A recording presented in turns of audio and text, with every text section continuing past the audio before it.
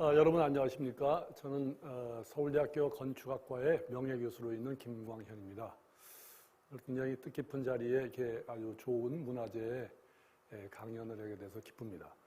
저는 그 제목을 오늘 건축 뒤의 숨은 사회 이런 제목을 가지고 1시간 반여 정도 이렇게 말씀드리고자 하는데, 그 취지는 뭐냐 그러면 과연 건축이 사회를 담는 거라 그러는데, 그 담겨지는 사회가 정말 올바른 사회인가, 괜찮은가, 정당한가, 이거를 거꾸로 좀 물어보는 시간이 됐으면 좋겠어요. 근데 이제 제목이 조금 부정적으로 들려서 책 제목 그대로 건축은 모두의 미래를 짓다 이런 거를 제목으로 그냥 앞에 좀 바꿔왔습니다. 근데 실은 건축 뒤에 숨은 사회가 저한테는 더 표현하기가 좀 올바른 것 같아요.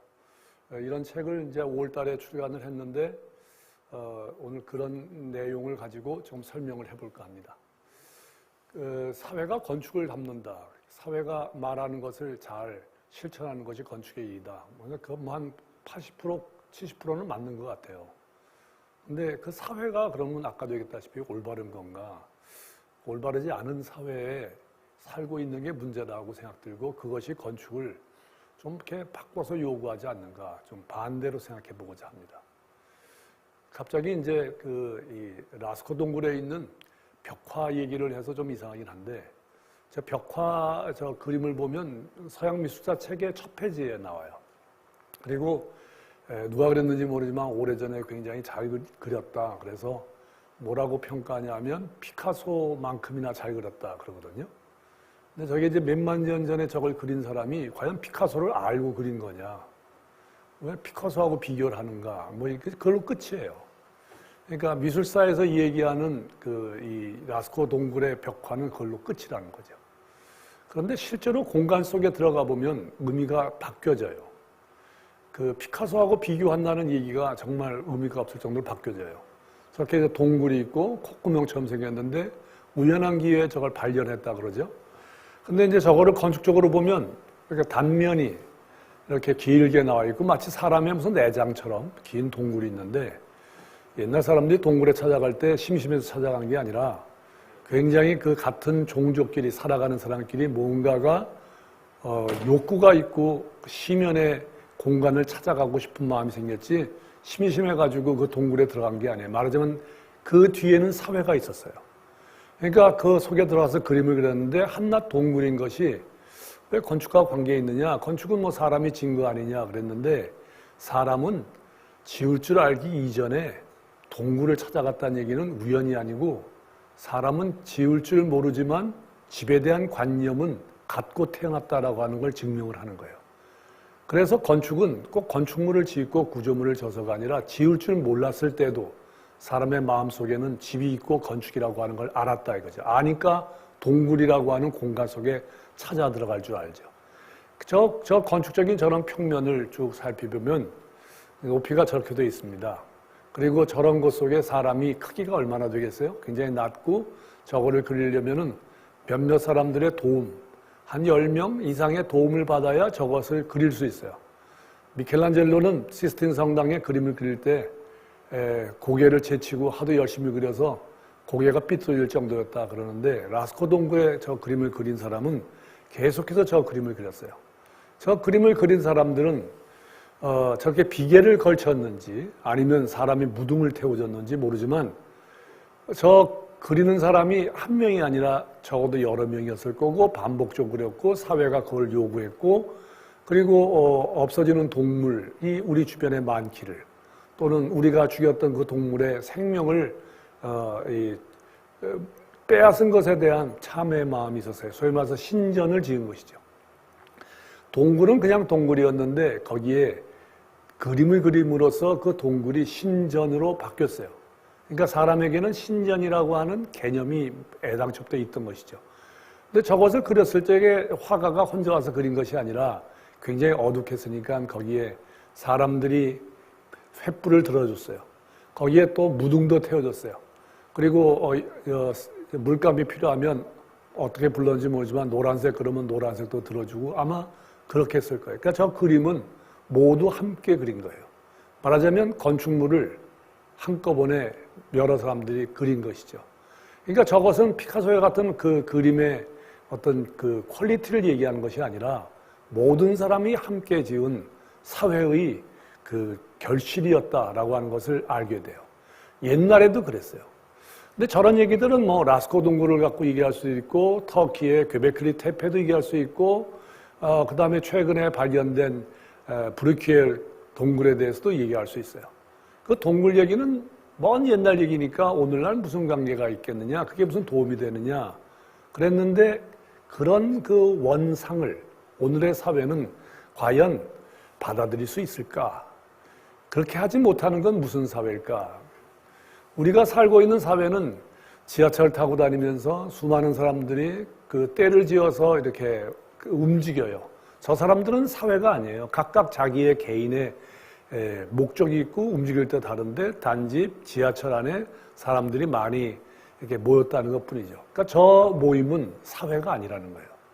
우리 사회 속에는 저런 식의 개인들이 모여 있지만 결국은 그냥 집합으로 움직이는 그런 것들로 움직이는 거예요. 그러니까 얘기도 안 하고 그냥 같이는 움직이는데 같은 의사도 없고 옛날처럼 그림을 그리는데 열심히 불도 들어주고 그림도 그려주고 무등도 태워주고 또 여러 번 와서 그리는 그런 함께하는 사회의 모습이 별로 없다 이거죠.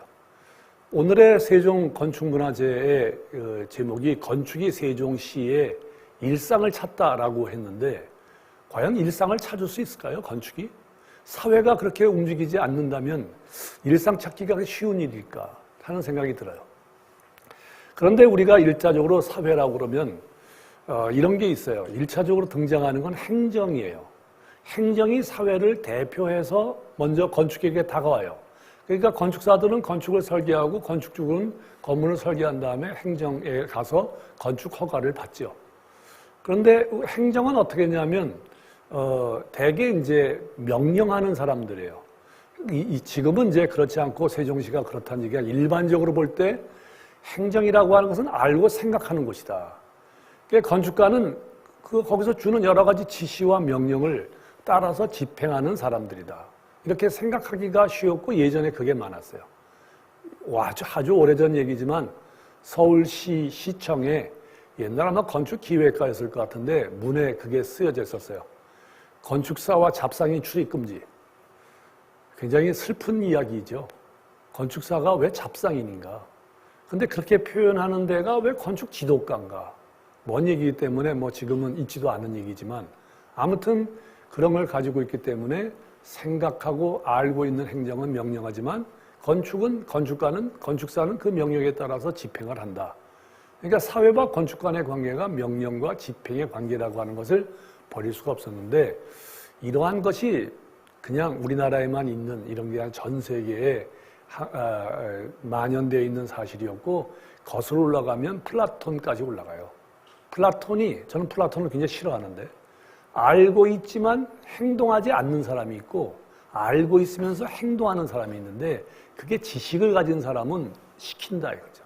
그렇지 못한 사람은 그거에 따라서 움직인다. 이런 것들로 나누어 있는 게 있어요. 이게 이제 오늘날로 얘기하면 행정과 다른 문제, 그것을 움직이는 건축 전문가들의 관계된 얘기예요.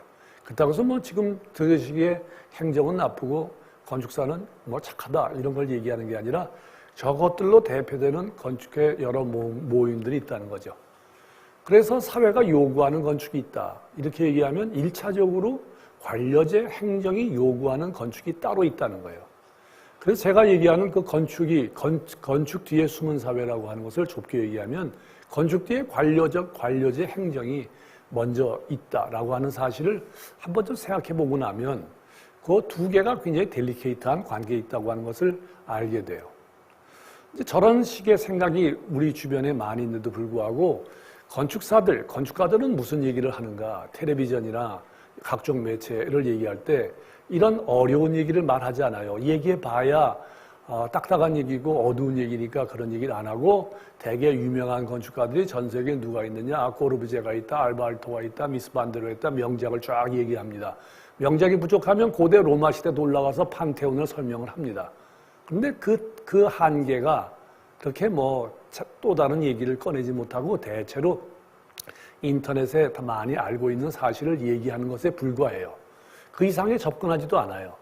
그러니까 많은 그 시민들이 건축에서 생각하기를 아주 낮게는 콘크리트 치는 것, 방수 잘하는 것, 건물 건설 비용 낮게 하고 건축사 요율 설계 비용을 낮게 해가지고 어떻게 효율적으로 짓는가라고 생각하는 사람서부터 건축은 양식이다. 그러니까 어떤 양식으로 지어졌는가라고 생각하는 사람도 있고 또 그러다 보니까 건축하는 전문가들은 건축은 예술이에요. 건축은 문화예요. 라고 얘기하는 것들이 있는데 저 예술과 문화와 양식이나 유명한 건축가를 얘기하는 것이 과연 아까 같은 사회 문제를 해결할 수 있는가? 어떤 답변을 주는가? 그렇지 않다 이거죠. 근데 최근에 제가 우려하는 바로는 반대하는 분도 계시겠지만 부디 인문학적 건축이라는 말을 쓰지 않았으면 좋겠어요. 건축의 모습에다가 인문학이라는 포장지를 씌워서 대중에게 전달을 잘하려고 하는 의사는 알지만 결국 건축이 가지고 있는 여러 모습들 이것들을 은폐하거나 좀 도외시하거나 있는 일이 아닌가. 그러면 건축이 움직이고 있는 여러 동인들을 제대로 말하기가 어렵다. 인문학적 건축이라고 말하지 말고 건축에는 그런 요소가 있어요. 없었던 게 아닌데 왜 최근에 와서 인문학적 건축이란 말을 써가지고 건축에 밑둥치를 치는가. 각종의 재료와 공사비와 욕망과 자본과 사회와 유통과 소비와 모든 것이 관련되어 있고 부동산과 관련되어 있는 이 문제를 어떻게 인문학이 해결한단 말인가. 이런 거를 두고 얘기하는 것은 이런 데는 가능하지만 아마 텔레비전에 가서 얘기한다면 아마 잘릴걸요. 복잡한 얘기니까. 그래서 그런 얘기들이 더 많이 나가는 거 모르겠습니다. 오늘날 얘기를 많이 하는 걸 보면 사람만을 앞세운 건축에 대한 얘기들이 너무 많아요. 모두 사람을 위한대. 사람을 위하는 게 어떤 게 사람을 위하는 건가요? 편리하고 행복하고 아름다운 마음을 하는 것만이 아니라 집이 없는 사람한테 집을 어떻게 공급할까? 어떻게 하면 청년들에게 주택을 만들까? 정말 어려운 과제들이 많잖아요. 그 사람들은 사람이 아닌가요? 그러니까 다루는 문제가 인문학적인 건축이나 사람만 앞세운 이렇게 신금을 울리는 얘기로 건축을 자꾸만 묘사하지 말아달라는 거예요. 이렇게 얘기하는 것들이 주변에 많으니까 뭐라고 얘기하냐면 건축은 우리 삶을 담는 그릇이래요. 그리고 삶도 않지만 사람도 담는데요. 근데 문제는 어떻게 담는가? 그거를 묻지 않고 그냥 사람의 삶을 담고 사람을 담근다고 얘기했으니까 2025년의 건축의 논리는 1980년대보다 못한 것 같아요. 듣기는 그럴싸한데 어떤 문제를 이렇게 발견하지 않으려고 하는 것이 오늘날 우리나라 건축계 또는 그 뒤에 있는 사회의 모습이 아닌가. 저는 이걸 지적하고 싶습니다. 우리의 삶을 담지 않아서가 아니라 저 말로 그냥 끝나버리는 그 자체에 대한 모순을 얘기하는 거예요. 과연 아파트가 많이 있어요. 지금 세종시에도 이런 아파트들이 거의 도시의 전체를 차지하고 있을 정도로 아주 주요한 아파트가 되어 있어요. 저 아파트의 문제는 집에 관한 문제고 건축에 관한 문제고 주택에 관한 문제인데 저 아파트와 관계된 것들이 어떤 게 있나? 사람을 담는가? 사람의 삶을 담는가? 그게 아니고 국가가 걱정하는 문제예요. 거기에는 자본이 끼어 있어요. 그리고 그것을 대하고 있는 대중의 문제가 있어요. 더군다나 집에 대해서는 욕망이 있어요. 건축은 그렇게 착한 건물만이 아니에요. 착한 모습도 있지만 다른 한면에서 보면 욕망의 대상이 되는 것이다. 왜냐하면 집처럼 사람이 소유하고 있는 큰 물건은 없어요. 가장 큰 재산이 들어가는 그런 아주 중요한 것들이에요. 그러니까 그것은 어떻게 만들어지는가 하는 것도 있고 어떤 과정을 통해서 그 집이 이루어지는가 또 누구에게 가는가라고 하는 생산, 유통, 소비 속에 있는 것이 건축이다. 이렇게 얘기하니까 우리 건축물이 무슨 빵 같은 겁니까? 아니면 옷 같은 겁니까? 자동차 같은 겁니까? 이렇게 볼지 모르지만 저런 사실이 있는 건 사실이다. 이거죠. 최근에 텔레비전에 보면 이와 같이 복잡한 문제를 설명하는데 건축을 전문하시는 분들이 거의 빠져 있어요. 100% 빠져 있어요. 모두 부동산 전문으로 하시는 분들이 그 문제를 얘기하는 데 나와 있어요. 그렇다면 뭐냐? 건축은 굉장히 인문학적인 틀 속에 숨어 있는 것이 됐다. 오로지 그걸로만 호소할 게 그거밖에 없는가라고 하는 것을 비판하게 돼요. 건축을 생각할 때, 시작을 할 때 이 사실을 인정하는 게 좋을 것 같아요. 건축을 너무 아름답게 표현하는 것, 건축이 모든 걸 다 해주는 것, 저도 그렇게 생각합니다, 속으로는. 그런데 건축은 나쁘게 얘기해서가 아니라 솔직히 얘기해서 고상한 잡학이에요. 왜냐하면 건축가 선생들처럼 책꽂이에 그렇게 수많은 책이 있는 공과대학 내 교수들이 없어요. 별의별 걸 다 갖고 있는 거예요. 그걸 보니까 저도 그랬지만 잡학이다. 그리고 학문 자체가 순수하지가 않다. 불순하다. 왜냐하면 어떤 문제를 얘기하면 다른 문제가 꼭 등장하고 그걸 하게 되면 다른 게 또 나와서 되던 게 안 되고 안 되던 게 되는 거예요. 건축은 참 이상해요. 그런데 사람의 삶을 담는 거예요. 저렇게 얘기하니까 건축과 다니는 학생은 큰일 났구나. 건축과에 잘못 들어왔구나. 걱정하지 마세요. 말의 표현을 고상한 잡학이다, 불순한 학문이다 라고 얘기했지만 사실은 저 얘기는 굉장히 복잡한 문제가 껴있기 때문에 저 문제를 횡단하지 않으면 안 된다라고 하는 것을 말하고 싶은 거지, 건축이 고상한 잡학이라고 얘기를 한다 그래서 낮춰보는 얘기가 결코 아니다. 그렇다고 해서 처음부터 건축은 여러 문제를 횡단하는 것이다 얘기하면 여러 선생님들이 잘 들으시겠습니까? 저렇게 생각하는 것이 오히려 낫겠다. 잡학인 이유, 건축과에 들어가면 대학교 1학년 때 첫 시간에 교수님들이 비트루비우스가 먼 옛날에 건축 십서라는 책을 썼는데 제1권에 이렇게 말을 썼다라고 말을 해서 가르쳐 줍니다. 라틴어로 써서 우틸리타스, 그 다음에 피르미타스, 베누스타스. 용, 쓰임새가 있고 강, 세기가 있어야 되고 오래 써야 되고 지구력이 있어야 되며 그 다음에 아름다움이 있어야 된다. 이 세 가지가 서로 결합이 돼야 된다. 이 세 가지는 서로 맞진 않아요. 이 3자를 어떻게 합칠 건가라고 하는 것이 오래전에 됐는데 저렇게 얘기하고 끝입니다. 그 이상 5년 동안 대학교를 다녀도 저 3자가 어떻게 이루어지는가를 말하질 않아요. 그런데 건축학과 그 학과 중에 한 30%나 40%가 저 3번에 해당되는 학과목이 있습니다. 건축 역사, 비평, 이론, 여러 가지들이 많이 있어요. 이렇게 있는데 용과 강이라고 하는 것은 결국 뭐냐면 어떻게 건물을 세울까에 관계되는 것들이에요. 그런데 이제 이 미라고 하는 것, 거기다가 물음표를 쳤는데 베누스타스라고 이름 붙인 저 미라고 번역한 저것은 알다가도 모를 녀석이에요. 저거는 뭐라고 그러냐면 우리나라 왜 알다가 모르냐면 우리나라 건축법의 첫머리를 보면 저 문제를 알 수 있어요. 건축법 제1조 목적. 이 법은 건축물의 대지, 구조 및 설비의 기준과 용도를 정하고 안전, 기능, 환경, 미관을 향상시킨다. 저것을 보니까 오래전에 벌써 96번을 바꿨다고 그러는데 그때마다 단어가 하나씩 들어갔어요. 대지, 구조, 설비, 용도 다 중요하죠. 그런데 저 속은 1번과 2번에 관한 문제예요. 어떻게 세울 것인가. 그래서 저거를 합하면 A 플러스 B 플러스 C 플러스 D 플러스 E를 하면 공공복리 증진에 이바지한다 이거죠. 공공복리 증진, 공공의 복리를 증진하는 것이 무엇이냐. 이제 그게 이제 있는 건데 저거는 제가 보기엔 별 뜻이 없이 쓰이는 것 같아요. 모든 법에 저런 것들이 많이 붙어 있으니까 저 1조에 대해서 신경 쓰시는 분이 없어요.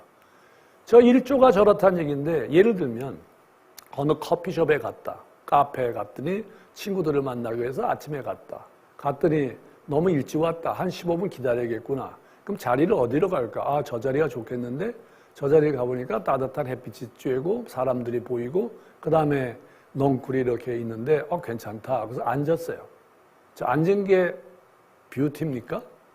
저것은 그게 아니에요. 사람의 마음에 끌리는 거예요. 그러니까 저건 뭐냐면 딜라이트라고. 기쁨이라고. 내가 왠지 모르게 기쁜 거예요. 이게 제목에 오늘 문화재의 제목이 일상의 부분을 어떻게 해결하느냐라고 하는 건데 결국은 저거에 관계된 거죠. 저 기쁨은요, 어떻게 보면 목사님 같은 소리인지 모르겠는데 건축만이 할 수 있는 가장 큰 역할이 저 딜라이트예요. 1년 동안 일생을 살면서 주변에 길을 걷거나 나무 밑에 있거나 어느 공간 속에 있을 때 내가 여기 살기 잘했다, 좋다 라고 하는 것들이 주는 것인데 저거를 건축법은 요구하지 않는다 이거죠. 그런데 저 미라고 하는 것, 딜라이트라고 하는 것이 뭐냐 그러면 왜 세우는가 도대체 집을, 어린이집은 왜 세우는가? 학교는 왜 세우는가? 주민센터는 왜 세우는가? 그것이 갖고 있는 사회적 가치는 뭔가? 이거를 물어봐야 될 텐데 이것이 복잡하니까 이제 그거 없이 그냥 아까 1, 2번으로 해결하자. 건축사에게 주는 설계 대가가 있어요. 그러니까 설계 대가는 거의 대부분이 1번과 2번 용과 강에 의해서 주어진 결과물에 대한 대가를 주지 그 딜라이트나 왜 세우는가 사회의 가치에 대해서 설계비를 지불하지 않는다. 건축법 1조에 의하면. 그러니까 건축사들이 건축을 전문하는 사람들이 열심히 얘기해도 이 사회가 그거 해서 뭐 하는데 라고 들어주지 않는다면 그 사회는 무엇이며 왜 그 사회를 건축이 따라가고 해 그것을 받아 적어야 되는가 라는 의문이 생긴다는 거죠. 딜라이트라고 하니까 이제 조금 애매하게 보이는데 제가 보기에 딜라이트는 저기 이제 덴마크에 어떤 다리가 있어요. 오래된 다리가 있는데 저 다리에 사람들이 쭉 앉아 있고 자전거를 타고 다닙니다. 뭐 아무것도 아닌 거죠. 그런데 이제 왼쪽에 보면은 다리에 난간이 있는데 어두워요. 근데 이제 오른쪽에 있는 건 밝고 그런데 사람들이 저기에 주로 앉아 있어요.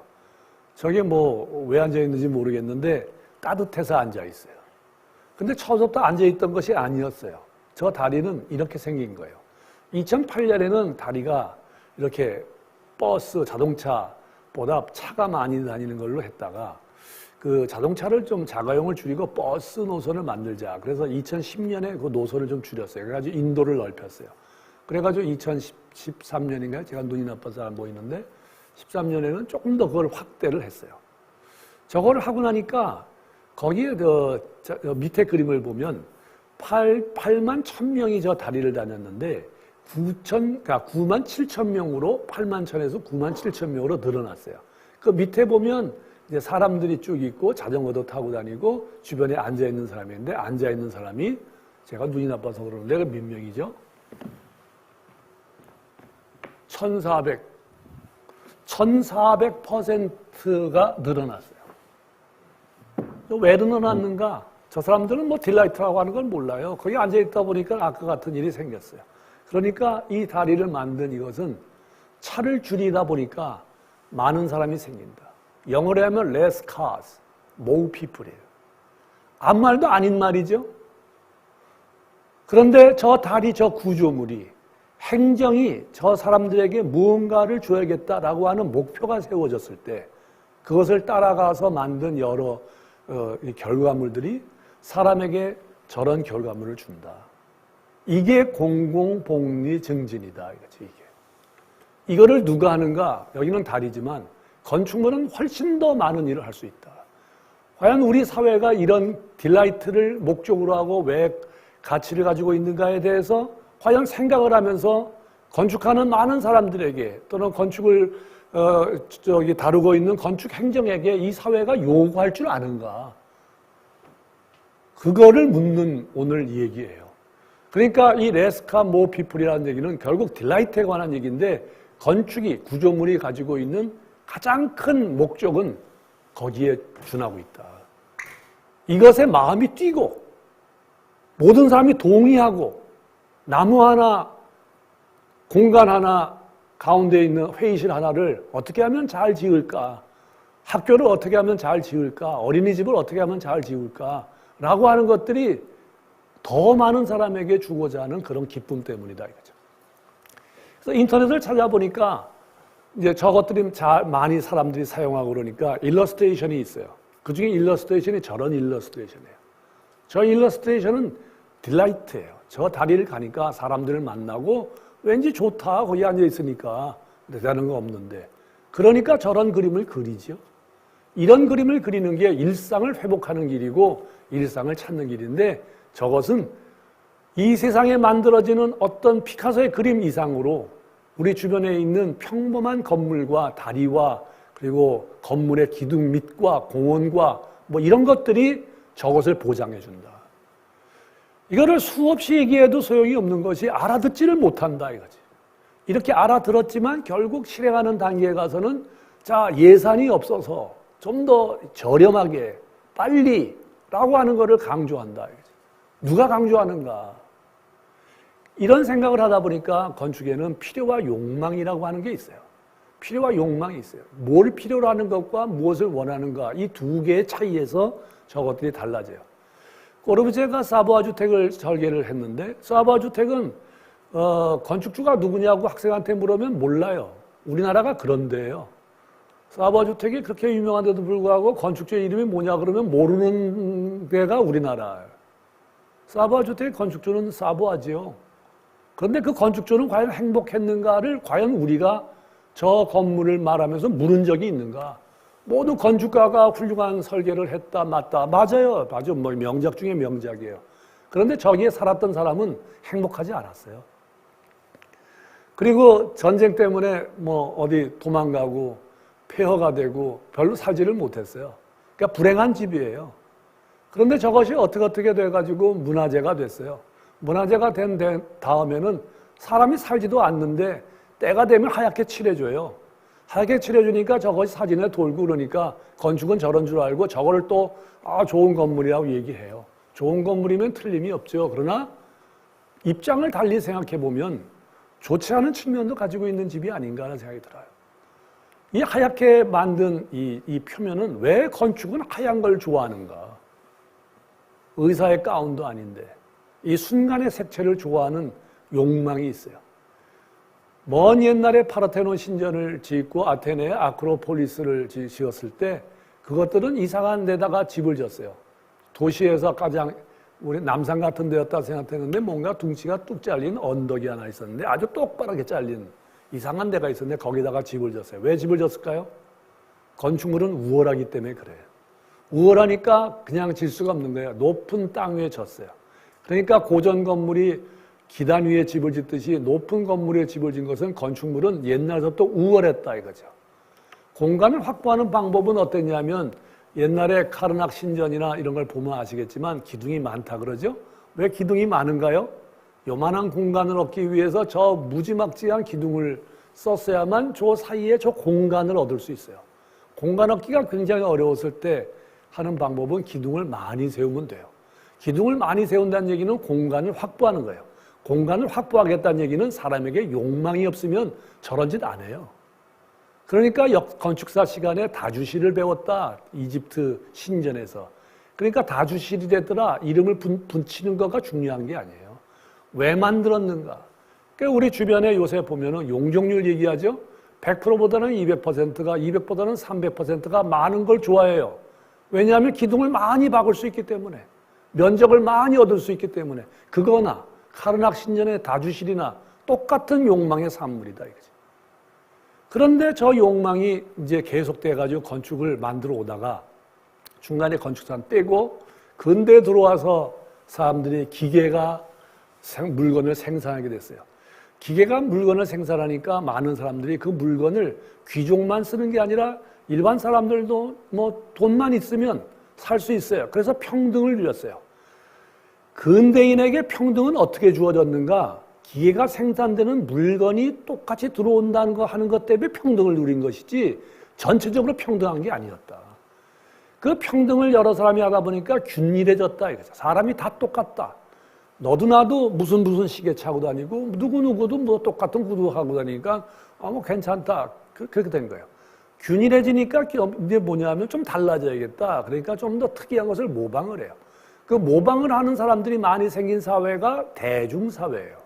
그러니까 기계, 평등, 균일, 모방, 대중 등등은 한 꾸러미에 있는 것이다. 저것들이 20세기를 지나서 오늘날에도 만들어졌는데 저것들을 만든 사회는 어떤 사회였는가? 지금 제가 얘기하는 게 무슨 문화사 얘기하는 게 아니에요.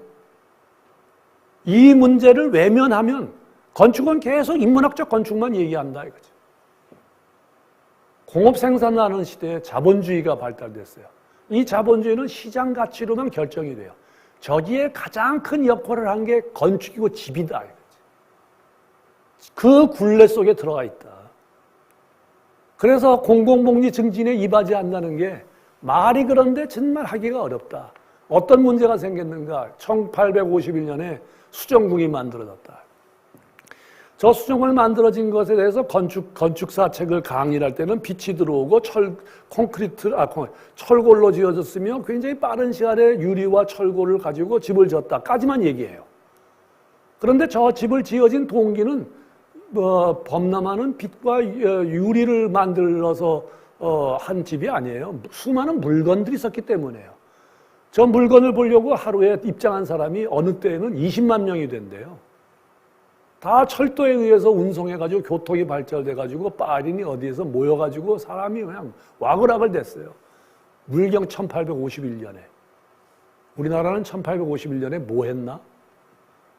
저런 것들이 만들어지니까 평등, 균질, 모방, 대중사회가 시작됐다 이거죠. 저 물건 앞에서. 평등하니까 소비하고 소비하니까 평등해지는 사회가 시민사회예요.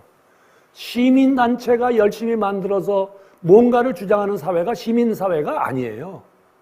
평등하고 소비 속에서 이루어지는 그 시민들이 이루어지는 사회가 시민사회예요. 그 시민사회 속에서 요구하는 건축물은 어떤 것인가? 얘기해보면 이런 거죠. 굉장히 아름다운 문제를 생각해주면 백화점은 왜 생겼나? 시민사회를 생긴 거예요. 거기에 많은 물건들이 수정구에서 보던 물건들이 이제는 한때 있는 게 아니라 늘 우리 주변에 와 있어요. 그걸 볼 때마다 그 위에 빛이 비치고 큰 공간이 있고 거기에 노래소리가 흘리고 에어컨이 만들어지고 그리고 정찰제로 만들어지니까 사람들이 거기에 뭐 들어가서 뭐 삐죽거릴 필요가 없어요. 그냥 물건을 사지 않아도 그냥 움직여도 하루 종일 있어도 뭐라고 하지 않아요. 그런 데가 백화점이에요. 백화점을 움직인 것은 딱 한 가지 이유예요. 수많은 물건을 정찰제로 판다. 거기는 흥정이 없어. 그거 하나로 이루어진 물건 매장에 들어가니까 저기 이제 철골로 만들어지는 저기 계단 같은 걸 보면 옛날 바로크 계단이고 귀족이나 왕이 다니는 그런 그랜드한 계단이 있었다 이거죠. 저 계단을 일반 시민도 다닌다. 누가? 물건과 자본이 그걸 만들어낸 거지. 이렇게 해서 만들어지는 백화점이 오늘날에 백화점이 있고 더 바꿔서 쇼핑센터가 만들어지고 대형 할영매장이 생기는 일이 생겼다 이거죠. 이런 과정을 보게 되니까 이제 땅도 균질하게 나눈다. 뉴욕시처럼 어디처럼 땅을 획일해가 정확하게 끊어내가지고 거기에 용적률을 주고 만들어가는 일을 한다. 왜냐하면 이 땅이나 저 땅이나 어떤 블록 속에 들어가면 동등한 이득을 취할 수 있도록 만들어주는 것이 평등하다고 봤기 때문에. 그래서 만들어진 것들이에요. 저것이 오늘날 이제 용도로 구분되는 여러 가지 이제 토지를 가지고 용도를 구분하는 지역, 지구제 뭐 이런 것들에 대한 시작이죠. 그러니까 거기에 이제 사회가 이렇게 움직이니까 건축은 거기에 대해서 대응을 했어요. 균질 공간을 만들자. 균질 공간은 결국 어떻게 확장을 할까? 어떻게 격자를 만들까라는 묘책을 만들어 준 것이에요. 모든 오피스 건물은 이런 유의 모습을 갖고 있어요. 심지어는 여기 세종시청사도 마찬가지일 거예요. 저기 어디에 있든지 저 자리가 왼쪽에 있던 오른쪽에 있던 균질하고 에어컨이 들어오는데 저쪽은 잘 들어오는데 이쪽은 안 들어온다 그런 거 없어요. 모두 균질한 공기와 햇빛과 환경이 골골 갖춰주는 저런 공간들을 만들었어요. 저 공간은 건축물만 아니라 도시도 그렇게 만들었어요. 이렇게 만들어 보니까 외관은 이렇게 돼요. 이것이 나쁘다고 얘기하는 건 아니에요. 건축물이 그러한 사회에 대응하도록 만든 것들이에요. 저 건물이 만들어서 사회가 평등해지고 소비사회가 생긴 게 아니라 평등하고 소비사회가 저 건물이 나타나도록 유도했다 이거죠. 아파트는 어떤가? 아파트야말로 아마 대한민국 땅에서 설계하기가 제일 어려운 것 아닐까?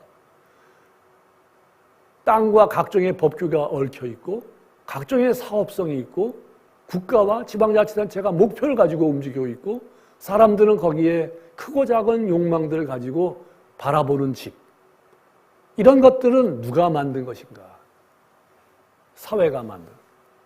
이런 문제를 가지고 생각해 볼 때 여러 가지 문제들이 이제 이 건축을 얘기하는데 여기 쓰이는 말들은 우리가 잘 학교에서 쓰지 않는 주택 구매, 저걸 보고 매물, 투자 대상, 거주 대상, 누가 사는가, 청년이 사는가, 뭐 어떤 유의 사람이 사는가 그런 게 있어요. 매매가, 실수요자, 다주택자 이런 말들이 있어요. 저게 전부 다 건축과 관련된 말들이에요.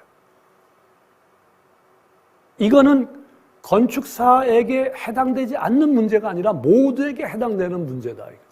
그 다음에 거기에 사는 사람도 저소득층, 고소득층, 부부가 사는가? 어떤 세대가 사는가? 청년층인가? 고령층인가? 이런 것들이 얽혀 있는 게 건축이다. 그래서 잡학이다. 불순하다. 이렇게 더라고요. 바꿔서 얘기하면 복잡하다. 이 복잡하니까 쉽게 해결하자. 그런 것들이 공공복리 증진에 이바지하지 못한다. 이런 것들을 만들어내는데 결국 개인의 주택을 얘기하면 한 사람의 건축주의일 테고 뭐 학교를 하면 교육청이 건축주의일 테고 더 크게 얘기하면 사회이겠죠. 그 사회의 욕망이 이루어지는 게 건축이다.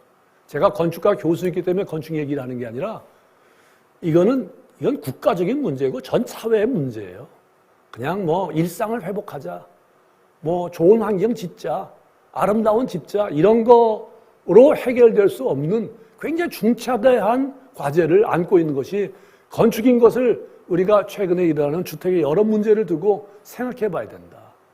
우리가 디자이어 그러면 욕망이라는 이름의 열차, 그러니까 욕망 그러면 나쁘다 그래요. 뭐 돈을 벌려고 투자를 해서 크게 하려고 그걸 욕망이라고 얘기를 해요.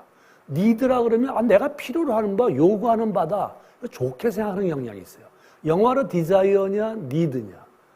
니드는 뭐냐 그러면요. 욕구인데 필요와 욕구에 가까운 건데 사람이 목이 마르다. 그래서 물 한 잔을 주면 해결이 돼요. 물 한 잔을 주면 그렇게 해결되는 게 그게 욕구가 필요해요. 디자이어는 뭐냐 그러면 한 번 주고 나는데 그걸로 끝나지 않아. 또 생겨. 돈을 벌고 싶으면 또 벌고 싶고 또 벌고 싶은 게 디자이어. 공부를 할 텐데 공부를 할 때 또 공부하고 싶고 더 많은 걸 알고 싶어요. 그런 게 디자이어다. 이 두 가지가 갖고 있는 이 문제를 예를 들면은 부엌이 어떤 데입니까? 이렇게 물어보면 학교에서 야, 부엌은 말이야. 뭘 물어봐. 음식 만드는 곳이지. 만약에 행정이 있는데 부엌과 같은 얘기를 하면서 어떤 건축사와 또 주변에 있는 사람들이 예를 들어서 부엌을 좀 잘 만들고 싶습니다. 여러 사람들이 많이 모이니까요. 그런데 혹시 행정이 또 다른 사람들이 부엌을 뭐 이렇게 복잡하게 생각해. 부엌은 그냥 음식 만드는 거라니까 그걸로 끝내. 그러면 그것은 효율로 부엌을 바라보는 방식이에요. 그런데 어떤 사람이, 어떤 설계자가, 어떤 건축주가 부엌을 생각하는데 부엌이 어떻게 음식 만드는 데냐? 음식을 만들면서 시간을 보내는 공간이지 라고 말하는 순간 그 부엌과 식당은 기대에 가득 찬다. 이거예요. 앞에 있는 것은 니드로 얘기하는 것이고 후자가 뭐냐면 디자이어로 얘기하는 거예요. 학교가 있는데 학교가 어떤 거냐 그러면 똑같은 반에 똑같이 만들고 똑같은 공사비에 똑같이 하면 돼. 그건 효율이에요. 그런데 교육청에서 학교가 똑같아 할지라도 아이들을 위해서 우리가 뭘 좀 더 해줘야 되지 않을까? 잘 모르겠지만 그것이 기대예요. 그것이 디자이어예요. 그러니까 욕망의 산물이라고 하니까 아파트 가지고 욕망의 산물 그러면 굉장히 덕지덕지 그 사람이 돈 벌려고 하는 것처럼 이렇게 생각하기 쉽지만 다른 한편에서 보면 욕망이라고 하는 게 건전하게 사람들에게 뭔가 기쁨을 얻어갈 수 있는 방법도 된다. 어떤 사람이 부탁을 했어요. 처마를 길게 하고 그 아래 먼 산을 바라보게 설계해 주세요. 이거는 효율이 아니에요. 기대지. 그 사람의 살고자 하는 욕망이지. 이 집은 어머니와 함께 살 농가주택이니까 어떻게 좀 잘 살 수 있게 해주세요. 라고 하는 저 말 속에는 기대가 있고 욕망이 있고 바람이 있다 이거지. 사회가 뭐를 기대하고 바라고 이전에 없던 것들을 요구할 줄 알아야 되는데 그렇게 요구하는 것들은 이제 복잡한 절차와 다른 것들이 필요하니까 간단히 하자 이렇게 되는 사회를 만나면 저 얘기는 다 사라지고 만다. 우리가 어떤 사회인가? 학교가 있다. 다시 한번 학교지만 학교를 중요하게 여기는 이유는 제가 좀 죄송하지만 우리나라 건물 중에서 제일 안 돼 있는 데가 학교예요. 학교는 6년, 초등학교 6년을 다니고 중고등학교 6년 다니면 12년 다녀요. 12년에다가 7 곱하면 84야. 그러니까 7분의 1을 인생의 7분의 1을 보내는 곳이에요. 그중에서 똑같은 7분의 1이 아니고 어렸을 때 다니는 거는 감성지수를 곱해야 되니까 4분의 1 정도? 인생의 4분의 1을 보내는 곳에 우리나라에는 교육열이 그렇게 많으면서 학교라고 하는 건축물을 왜 진작 아이들을 위해서 이 나라의 위정자, 교육자, 건축가, 건축행정은 왜 고만고만한 집을 만들었는가? 이유가 있어요. 그건 설계자의 문제가 아니에요. 학급이라고 하는 교육 시스템이 문제야. 학급, 클래스 똑같이 만들어서 1년이 되면 선생님이 바뀌고 반이 바뀌는 이 당연한 거에 대한 의문을 안 했다 이거지. 그건 고치기 어려워요. 학교의 시스템이나 교육 정책이 바뀌지 않는 이상 건물은 안 바뀐다. 그러니까 학교 건물이 안 바뀌는 이유는 빨간색 뭐 좀 칠했다, 앞에 유리창에다가 뭐 특이하게 했다, 이걸로 교육이 이루어지는 게 아니다 이거지. 그래서 어디나 똑같아. 구글 사진 찾아서 중학교를 해보면 어디나 다 똑같아. 어디가 어딘지 몰라. 저렇게 해놓고서 아이들에게 개성을 살리래. 죄송하지만 교육청에서 얘기하고 있는 설계 용역 표준 과업 지시서가 있어요. 저는 한번 제안하고 싶어요. 전국에 최근 10년 동안 설계 용역 표준 과업 지시서를 전부 모은 다음에 그 모으는 것들이 어떻게 발주를 했는가 한번 전시회를 가져봅시다. 저 말 속에는 표준 용역 계획서니까 1. 기본 방향, 21세기에 변화하는 교육과정에 대비할 수 있는 쫙 해가지고 설계되어야 된다. 다 좋은 말이에요. 근데 저기는 욕망이 없어. 그리고 교육과정에 대한 이런 것을 해야 된다. 특별활동을 해야 된다. 이렇게 돼 있어요. 저기는 다 좋은 말이에요. 근데 그냥 요구만 해. 4번도 저래요. 길죠? 저런 것들이 이제 다른 데 쓰이면 기본 방향, 지체장애 작게 앞에 좀 쓰고 21세기에 변화하는 다 똑같아. 그리고 요구하는 방들 뭐 실이 조금 변화될 뿐이야. 강원도 강릉교육지원청에서 만든 기본 방향 21세기에 변화하는 이게 우리나라 건축의 공공건물을 설계하는 중요한 대목이 있는데 저거를 언론이 하나도 탓하지 않아. 그래서 기대도 안 해. 거기서 아이들은 놀아. 거기다가 1990년에 도입된 표준건축비라고 하는 게 있어서 모든 학교가 똑같은 걸 해야 돼. 좀 특이하게 해봅시다. 그러면 교장 선생님이 또는 뭐 담당자가 왜 공사비가 똑같은데 똑같이 해야지 여기만 해줄 수 없다. 그거 잘라요. 제가 비난하는 게 아니라 저게 처음에 얘기한 행정은 명령하고 그 다음 사람은 복종한다. 이렇게 당했는데 어떻게 건축 뒤에 사회가 숨어있지 않다고 말할 수 있는가. 이걸 드러내야 된다 생각해요. 그런데 이거를 제가 대학교에 있을 때 오래전에 일본 건축가가 와서 봤는데 뭐 대단치 않게 봤는데 그 건축가가 저걸 보여주는 순간 저렇게 설계를 잘했나 한눈에 반해버렸어요. 이런 것들이 많이 바뀌어가지고 최근에 이제 여러 교육자들 이런 분들이 저 유치원을 많이 알고 특히 유아교육 하시는 분들은 다 아세요. 그래서 묻는 거예요. 저 일본의 후지 유치원은 유치원서부터 대학에 이르기까지 전 세계에 있는 교육기관 중에서 가장 훌륭하다고 유네스코가 선정한 대예요. 그럼 왜 훌륭할까요? 그런데 저 건축가가 설계를 했는데 그 후에 유치원들을 몇 개를 더 했어요. 더한 거하고 이렇게 보니까 저것만 못해. 그 이유가 뭔지 아세요? 건축가의 능력도 중요하지만 저것을 요구한 건축주, 그러니까 유치원장이죠. 그 원장의 생각이 뛰어나요. 그래서 제가 그거를 문화일보 지식 카페에다가 건축주에 관한 저 원장에 대한 얘기를 썼어요. 그게 하나도 그거는 알려지지가 않아. 건축가만 했대. 건축가도 중요해. 그 원장이 어떤 생각을 가지고 있는 건가를 구구절절히 썼어요. 제가 지금 쓰고 있는 책의 일부가 이제 그게 들어갔는데 저거는 보니까 여러 가지 얘기를 할 수 있는데 아이들이 뛰게 만들었어요. 본래 유치원이 지어지기 전에 헌 유치원이 있었는데 거기 가보니까 애들이 뛰더라 이거지. 근데 그 원장 선생님이 뛰는 애들을 전부 다 알더래. 그래서 건축가가 뛰게 만들어야겠구나. 그래가지고 이렇게 둥그렇게 도넛처럼 만들었어요. 아이들은 저 유치원에 오면 무조건 뛴대요. 잘 뛰는 애는 30바퀴 뛰고 못 뛰는 애는 20바퀴 뛴대요. 왜 그런 줄 아세요? 저기 지붕을 보면 아이들은 뛰려고 하는 욕망이 있다. 그래서 필요는 지금 일어나는 것이지만 욕망은 필요와 다른 것이다. 욕망은 필요보다 먼저 나타나 새로운 필요를 낳는다. 욕망은 아직 말해. 이게 누가 얘기했냐면 건축가 루이스 칸이 1960년에 한 말이에요. 우리는 이 말을 할 때 잘 알아듣지 못했죠. 건축가들이, 건축하는 사람들이. 물경 1960년에 필요와 욕망에 대해서 얘기했어요.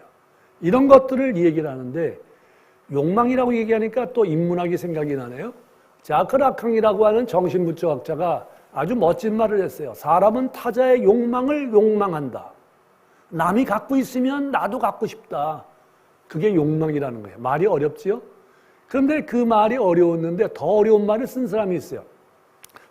질 들레즈와 가탈이라고 하는 사람이 같이 쓴 말 중에 사람은 욕망기계다라고 하는 걸 썼어요. 더 어렵죠? 그러니까 건축이 훨씬 쉬워요.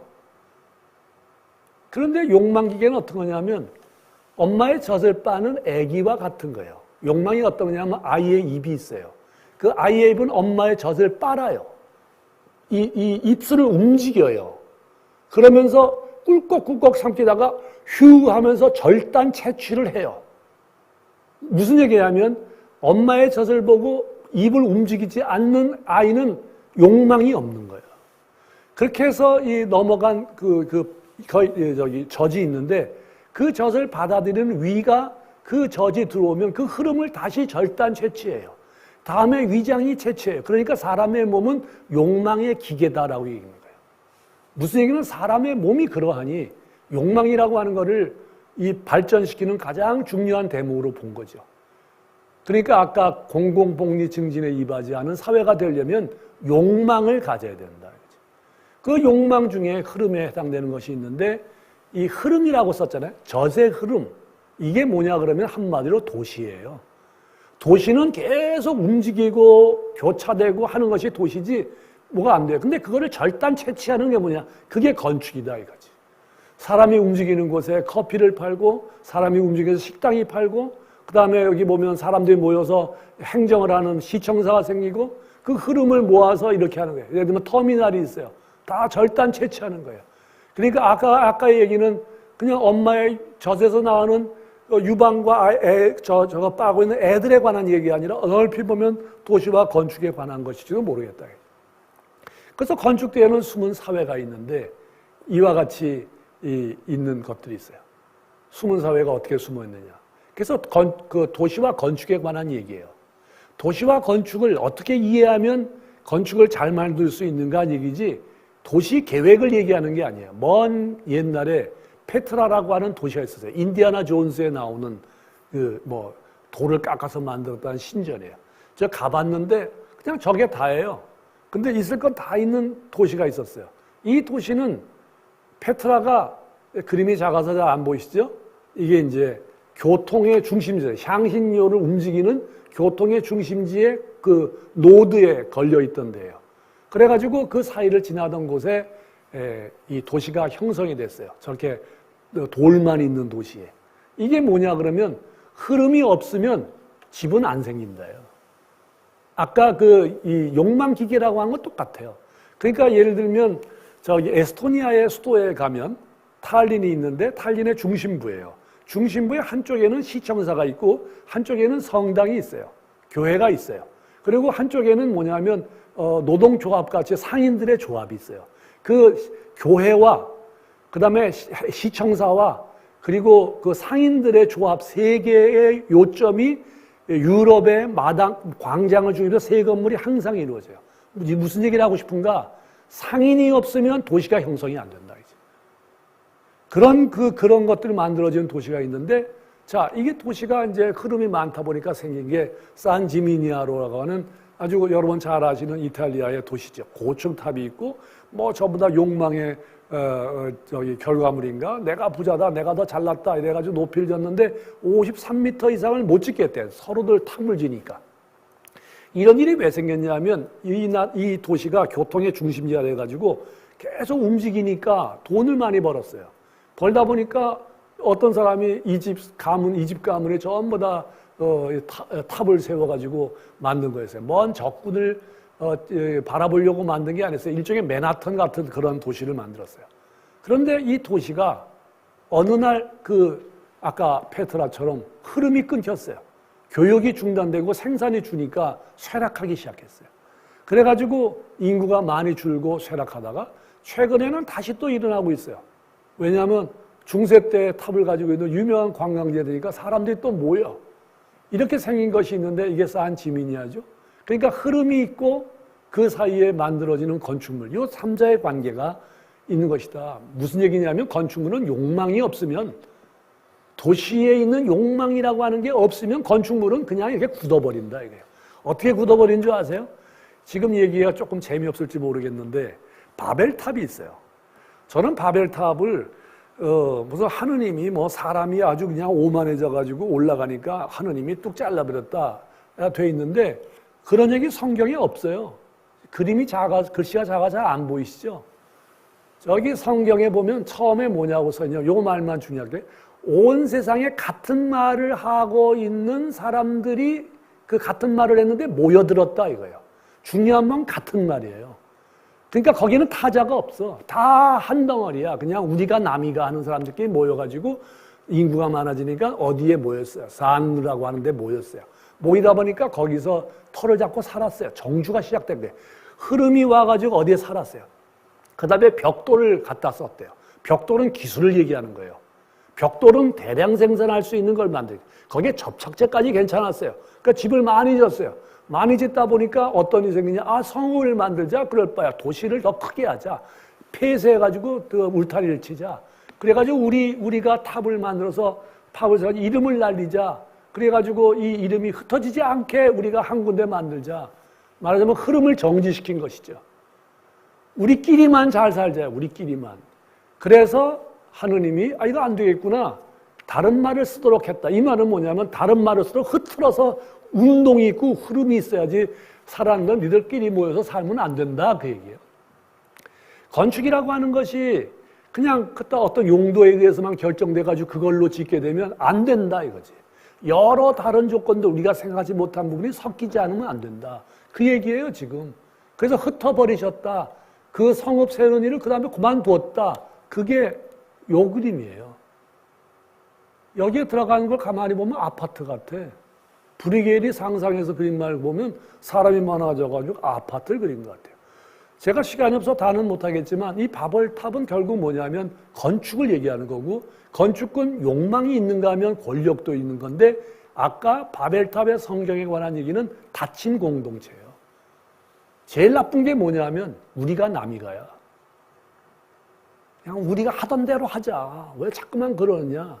저는 이제 우리 아파트 얘기할 때 이런 얘기하죠. 아파트의 공동체가 사라졌다. 어떻게 얘기하냐. 왜 같은 동네에 살면서 왜 모르고 사느냐. 나는 그 말은 이상하다 생각돼. 그 아파트에 들어올 때부터 알지 못하던 사람이 들어왔어요. 당첨해가지고 어찌어찌해서 들어온 사람이에요. 우리 아파트에서 지금 보면은 지금 몇 집이 지금 최근에 이사 가는지 몰라. 엘리베이터를 제대로 못 쓰겠어. 정지를 시켜가지고. 이사 가는 사람이 그렇게 많아. 완전 유목민들이에요, 유목민들. 전세로 왔는지 어떻게 왔는지 모르지만 수시로 바뀌어요. 그러니 누가 왔는지 알 수가 있어야지. 그런 사람이 살고 있는 곳을 만들어 놓고 그런 사회 속에 건축을 보고 거기 있는 사람 보고 알고 지내게 해주세요.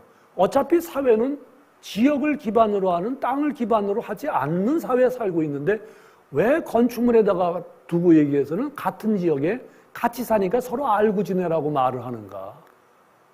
그러니까 닫힌 공동체를 자꾸만 염두에 두고 그렇게 해서 아파트를 짓고 사세요. 그러니까 답이 해결이 안 되는 거다. 그런 걸로 우리 바라보지 않아요? 그게 뭐냐면 도시와 건축에 대한 충분한 이해를 갖지 않고 건축을 그냥 욕망과 권력과 닫힌 공동체를 만드세요라고 만들어 놓는다 이거죠. 이때 프란츠 카프카가 똑같이 바벨탑을 썼는데 처음에 이 사람은 교통, 이정표, 통역관 뭔가 움직이는 얘기로 갖고 얘기하다가 이 사람은 달라졌어요. 바벨탑 짓지 말자. 왜냐하면 우리가 꼭 안 짓더라도 우리가 10년 질 거를 시간만 좀 지나면 기술이 발전되니까 1년 만에 질 거고 그 다음에 걔들이 안 짓고 또 하게 되면 한 달 만에 지을 수도 있을지 모르잖아. 그러니까 너무 힘쓰지 말자고 그냥 그런 생각만 가지고 있자라고 했대더라라고 하는 글을 쓴 게 있는데 아까 성경에 나온 얘기하고 다를 바가 없어요. 그런데 흐름이라고 하는 건 뭐냐 그러면 우리가 이렇게 사는 것 같아요. 제가 살고 있는 것에 그 고속터미널, 서울의 고속터미널, 센트럴시티에 있는 터미널인데 저 건물이 우리 살고 있는 것에 가장 모습을 잘 나타내는 거 아닌가? 저기는 사람이 수시로 가요. 버스 타러 가요. 뭐 백화점에 물건 사러 움직이는 사람들만 있는데 거기에 앉아 있어요. 근데 저기를 제일 많이 가. 이상하게.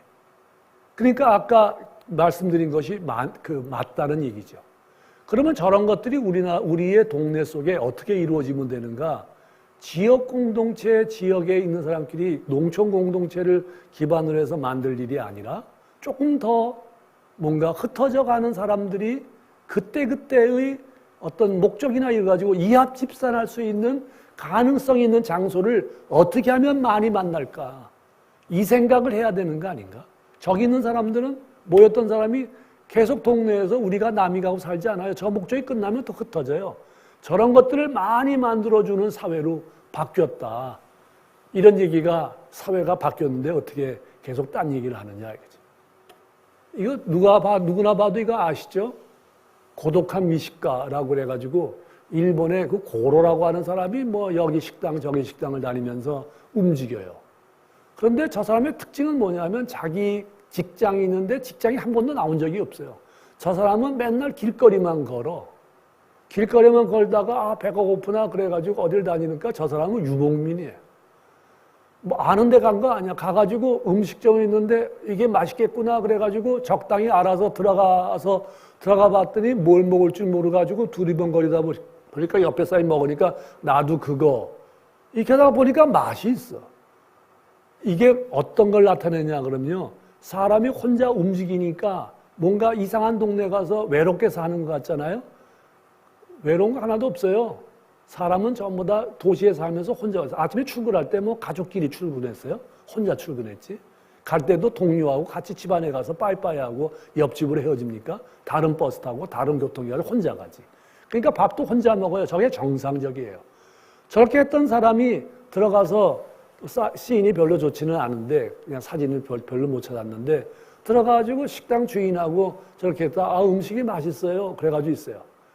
저 일본의 저 드라마에서 제가 얻은 교훈은 사람은 움직이지만 외롭지 않다. 중간중간에 크고 작은 장소를 발견할 줄 안다. 저게 한 사람이 아니라 여러 사람이 저렇게 모일 수만 있는 걸 만드는 것이 오늘날 공동체를 새롭게 만드는 길이 아닐까라는 생각을 하게 된다 이거죠. 저는 이거는 저 생각이 맞다고 생각해요. 그런데도 불구하고 오늘날 건축에는 뭐냐면 골목이 필요하대요. 달동네가 있어야 된대요. 거기 보니까 그 얘기를 하는 이유가 농촌 공동체를 근본으로 해가지고 도시를 생각을 하다고 했어요. 저는 이거 환상이라 생각해요. 시대에 뒤떨어진 환상이다 이거죠. 저렇게 해가지고는 문제가 해결되지 않는데도 불구하고 우리나라 건축계는 아직도 저 농촌 공동체를 염두에 두고 만드는 그런 생각을 하고 있는데 왜 그렇게 하느냐? 제가 죄송하지만 뭐냐면 건축하시는 우리가 넓게 사회와 건축의 문제를 공부하지 않는다 이거지. 남들이 많이 하는 얘기 속에 그냥 편입된다. 왜냐하면 관이 그런 걸 요구하니까. 뭐 현상 설계를 해서 냈다 하면 다른 소리 하면 떨어지니까 그냥 답이 있는 거를 맞춰서 해야 되니까 이런 생긴 게 아닐까 생각이 들어요. 이러고 살라는 거죠. 복권석에 있는 토르처럼. 토르는 한 500명 정도 산대요. 한 덩어리 집에서. 근데 자기네끼리 살아요. 외적을 막느라 사는 거예요. 근데 저런 식으로 우리가 아파트를 만들었다. 팔릴까요? 어느 건설회사에서 아파트를 저렇게 만들었다. 절대 한 채도 안 팔리지. 그러니까 그런 거를 요구하는 사회가 아니라는 거예요. 정주사회라고 하는 건 뭐냐? 멈춰있는 사회는 가족이 중요하고 재산을 모아야 되고 권력이 만들어지고 관습이 있고 습관이 있어요. 그러니까 경계를 쳐요. 경계는 통합해요. 그리고 모든 걸 막 모아요. 그러니까 뭐하고 비슷하냐면 편집증 환자하고 비슷해. 근데 움직이는 사회는 뭐냐면 공동체를 해체해요. 벗어나려고 그래요. 경계를 넘어서 분산해요. 듣고 보니까 이상하죠? 계속 외부를 찾아다녀요. 우리의 삶이 그래요. 교통이 이루어지고 이동을 해요. 계속 조금씩 미분의 변화가 일어나요. 왜냐하면 우리 내비게이션 그 지도를 보면 알 수 있듯이 어디를 가고 싶다 그러면 가지가 4가지가 나요. 버스 타고 갈 거냐, 차 타고 갈 거냐, 자전거로 갈 거냐, 걸어갈 거냐. 그거 신기하지 않습니까? 네 가지 방법 중에 하나를 고르라는 거지. 그래가지고 요리조리 가면 뭐 빨리 가는 거, 최단거리, 뭐 시간 짧은 거 고르래요. 그게 뭐냐면 전부 다 미분의 변화는 네가 뭘 원하느냐는. 옛날 지도를 펼쳐놓고 이렇게 보면은 그런 게 없어요. 지도라고 하는 걸 보면은 그냥 그 길이야. 그게 도시라고 하는 빨간 걸로 쓴 그런 모임이다. 이건 뭐냐면 나쁘게 하면 분열증이에요. 건축은 도시는 분열증이고 건축은 편집증이고 이 두 가지의 문제가 있기 때문에 좋게 얘기하면 공동체요, 나쁘게 얘기하면 분열되고 있는 이것들을 어떻게 살고 있는 거냐. 이게 정주와 유목이란 말을 많이들 쓰지만 이거를 깊게 사회의 변화로 보질 않는다. 정주와 유목이라고 하는 건 뭐냐? 그러면 이 두 그림으로 뭐 정리가 돼요. 굉장히 어렵게 보일지 모르지만 식탁이 하나 있어요. 식탁에 사람들이 이제 식사를 하려고 가지런히 저렇게 이제 접시도 놓고 그랬어요. 저 가운데 있는 빈대가 뭐냐면 광장이에요. 광장의 주변에 있는 여러 것들이 건물들이에요. 건물들이 질서정연하게 딱 모여 있어요. 그렇게 하라는 게 근대 건축과 도시계획의 수법이죠. 그런데 이제 그걸로 끝나서 만들면 안 되는데 거기는 욕망이 있어서 사람들이 앉아서 밥을 먹기 시작하면 저렇게 먹는다는 거예요. 밑에 그림처럼. 의자를 움직이면서 팔이 움직이면서 계속 교차되는 것이 있다. 근대 건축이나 도시 계획의 문제가 뭐냐? 가운데 그 움직이는 저 복잡한 저 아까 이렇게 채취와 수집이라고 하는 절단이라고 하는 것들을 전부 다 무시해 버리는 거지. 무시하고 그냥 됐고 자 위처럼 만들어. 그런데 사실은 밑에 있는 여러 복잡한 것들이 이렇게 있는데 현대 사회는 그거를 중시하라는 거예요. 저기 있는 그 실타래처럼 있는 그 행동들을 전부 다 설계의 요인으로 환경의 요인으로 만들라는 거지. 누가 어떻게 원할지 모르니까. 행정도 그러니까 저렇게 바뀌어야 된다.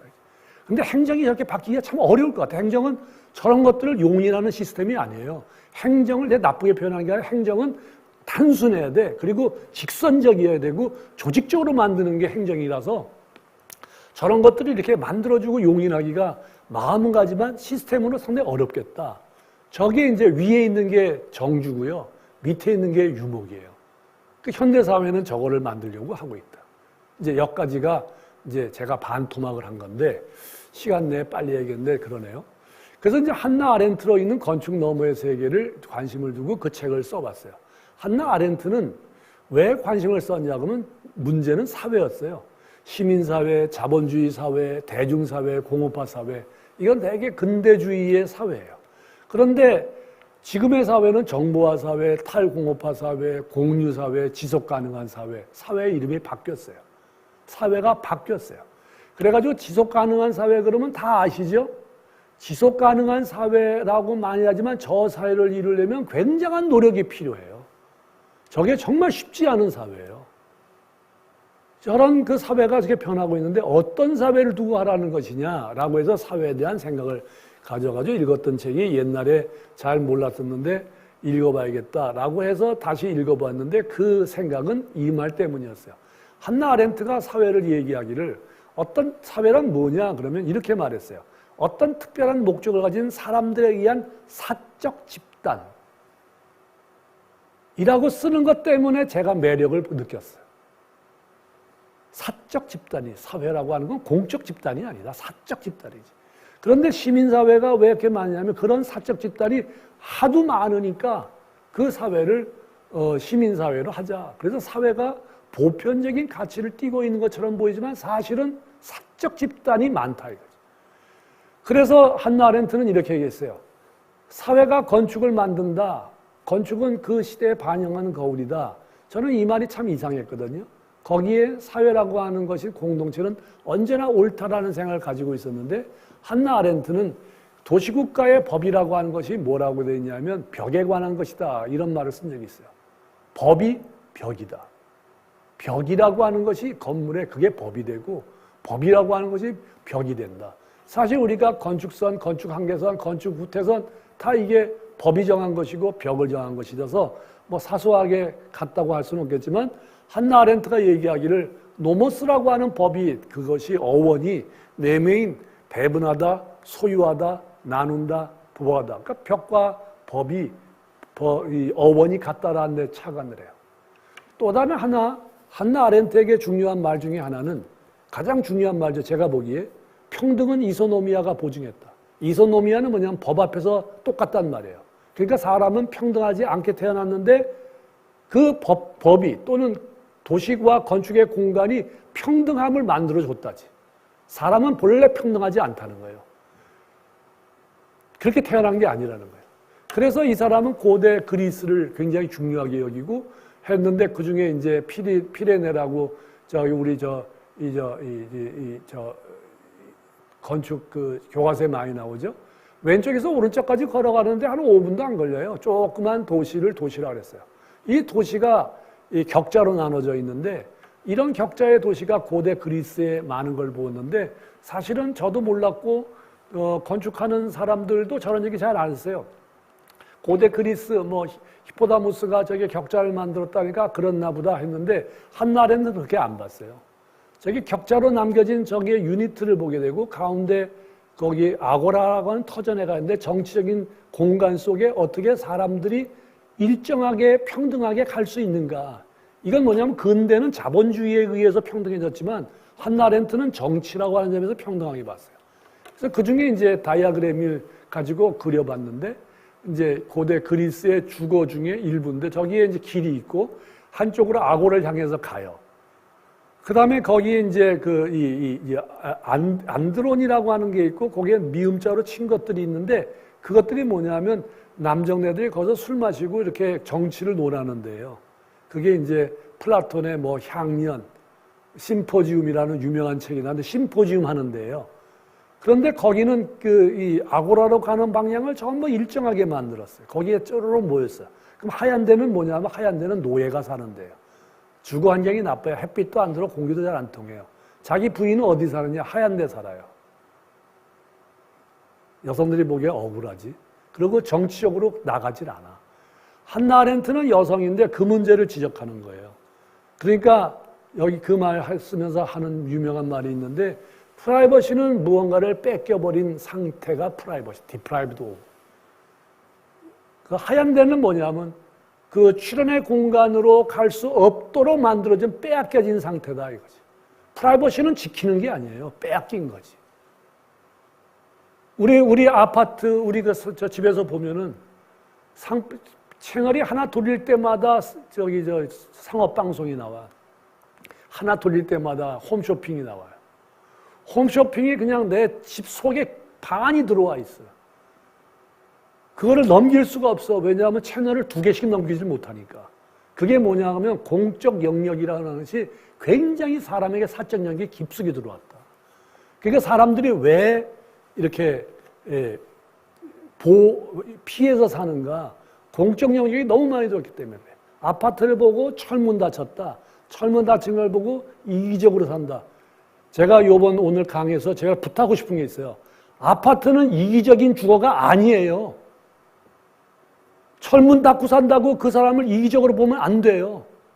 그 사람은 철문을 닫고 살 수밖에 없도록 쫓겨난 사람들이지 충분한데 불구하고 내 재산 보호하려고 철문 닫고 있는 사람이 아니다. 제발 신문이나 언론에서 그런 얘기 좀 쓰지 마라. 아파트를 설계하는 설계사무소가 얼마나 많아요. 그 사람들이 이기적인 사람들을 위해서 집을 짓고 철문 달아주는 사람입니까? 아니다 이 말이에요. 이 사람들은 갈 데가 저게 다예요. 그러니까 어떤 아이가 딸이 있는데 집안에 들어가서 나오질 않아. 그러니까 어머니, 아버지가 넌 왜 집에 있는데 그러냐? 거실에 나가서 부모님한테 인사를 하고 지내야지. 그러니까 딸이 아예 모르겠다. 나가긴 나갑니다. 근데 뒤집어 쓰고 자기 것만 하는 거예요. 저 얘기는 뭐냐면 아버지, 어머니라고 하는 공적인 영역이 자기를 침범하니까 양말 뒤집어 쓰고 자기 거 하는 거지. 분홍색에 쓰인 저것이 철문에 해당되는 거예요. 이해가 가세요? 전철을 타게 되면 널널할 때는 뭐라고 안 그러는데 사람들이 많이 모이고 과밀해질수록 저렇게 사람들은 자기 몸을 움츠려요. 그래가지고 휴대폰도 보고 노래도 듣고 이래요. 그러니까 저런 일이 왜 생기냐면 물리적 거리가 가까울수록 사회적 거리는 멀어진다. 왜 아파트 같은 집이 생기느냐? 딴 게 없어요. 도시가 과밀하기 때문에 그런 거예요. 과밀한 도시의 조건을 줬는데 그걸 보고 농촌의 소밀한 주택에 그걸 두고 살아라고 하는 거는 근본적으로 문제가 있다 이거지. 생산도 그렇게 하지 않으면서 사는 사람에게 그 문제를 돌리고 그 다음에 기껏 쳐놓고 나니까 콘크리트의 숲이라고 욕하고 부정적으로 보고 아파트가 이쁘다는 게 아니에요. 그렇게 생산될 수밖에 없는 사회 구조와 가족의 모습을 갖추고 살고 있는 사회에 대하여 그렇게 집을 지을 수밖에 없는 조건을 만들어 놓고 뭘 어쩌란 말이냐. 저렇게 어떻게 사냐. 거기는 주택이나 이런 데는 넓게 있으니까 저 거리가 프라이버시를 지켜주는 거예요. 도시는 과밀하기 때문에 바로 옆 사람하고 붙어 있어야 되는데 생기는 주거다 이거죠. 저런 수많은 주거들이 있는데 어떻게 그거를 만드느냐. 그래서 아파트를 획일적인 주택이나 이의적인 주택이라고 비판한다고 해서 인문적으로 비판한다고 해서 저게 해결될 문제가 아니다. 다른 각도가 필요하다. 영화에 보면 도화락이라는 영화가 있어요. 이 영화를 보면 이 여자가 아마 오피스텔인가 뭐 하나 얻어가지고 이제 가는 직장인인데 어느 날 도화락이 이상해. 그래가지고 불안해하고 있는데 자꾸만 보다 보니까 영화에 그런 장면 나오죠. 여자가 누워 자는데 밑에 침대에 남자가 들어와 있어. 공포 영화예요. 그래서 제가 느낀 게 뭐냐면 도화락이란 저거는 아파트의 마지막 보호로 한나 아렌트가 얘기하는 마지막으로 뺏겨버린 상태. 더 이상 뭔가 공적인 자리에 나갈 수 없도록 뺏겨버린 상태예요. 그러면 나라와 공공은 뭘 해야 되는가? 주택정책을. 저렇게 잃어버린 것에 대하여 주변에 뭐를 더 줘야 되는가를 물어야 되는 데지 아파트 자체를 보고 해결할 문제는 아니다라는 생각을 우리가 하게 된다. 이게. 오래전부터 격리와 익명의 건축 공간이 생겨났어요. 아파트도 생겨난 게 아니에요. 여기 보면 밀루즈 노동자 주택마을이라고 하는 게 있는데 옛날에 노동자들이 땅을 기반으로 해서 잘 살았어요. 그러다 보니까 그거 갖고 먹고 살기 어렵고 공장이 많이 생기니까 노동자가 됐어요. 노동자가 되니까 아버지, 어머니와 같이 못 나와요. 혼자 혈혈단신으로 나왔어요. 나오다 보니까 남자는 여자를, 여자는 남자를 만나서 부부가 됐어요. 부부가 돼가지고 노동자로 일을 하는 다음에 애들을 낳았어요. 애를 낳다 보니까 많은 사람 못 나겠어. 4까지 낳았어요. 4사람이 그게 핵가족이에요, 그게. 핵가족이 다르게 생긴 게 아니에요.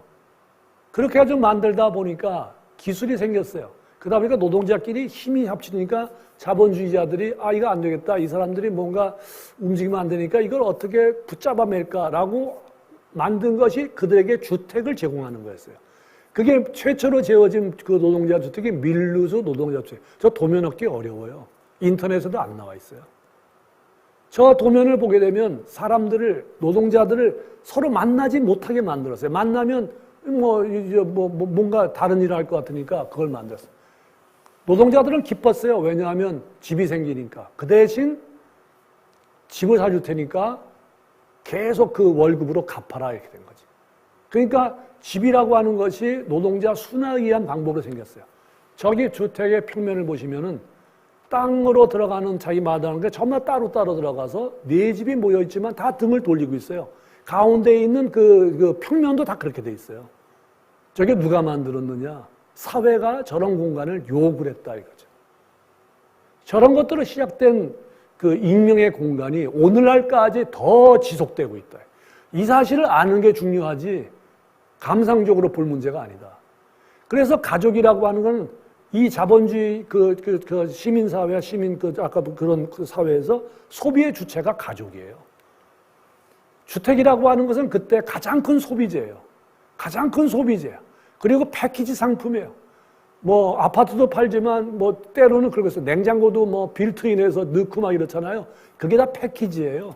뭐 들어가면 뭐 저기 와이파이도 다 들어가고 뭐 가운데 뭐 현관 들어가는데 모두 있고 모두 기기들이 다 붙잖아요. 그게 패키지라. 그 패키지를 주니까 모델하우스를 보고 사는 거예요. 주택은 그냥 주택이 아니에요. 자본주의를 추진하는 가장 큰 원동력이 주택이에요. 그래서 자본주의나 기태 사회 역량에 가장 큰 피해를 입고 영향을 받는 것이 건축이라고. 그런데도 불구하고 건축을 폭넓게 대하지 않고 그냥 아름다운 거 뭐 이런 것만 갖고 대하니 우리가 어떻게 건축에 대한 뜻을 가지고 사회를 바꾼다는 말을 감히 할 수 있느냐 이거죠.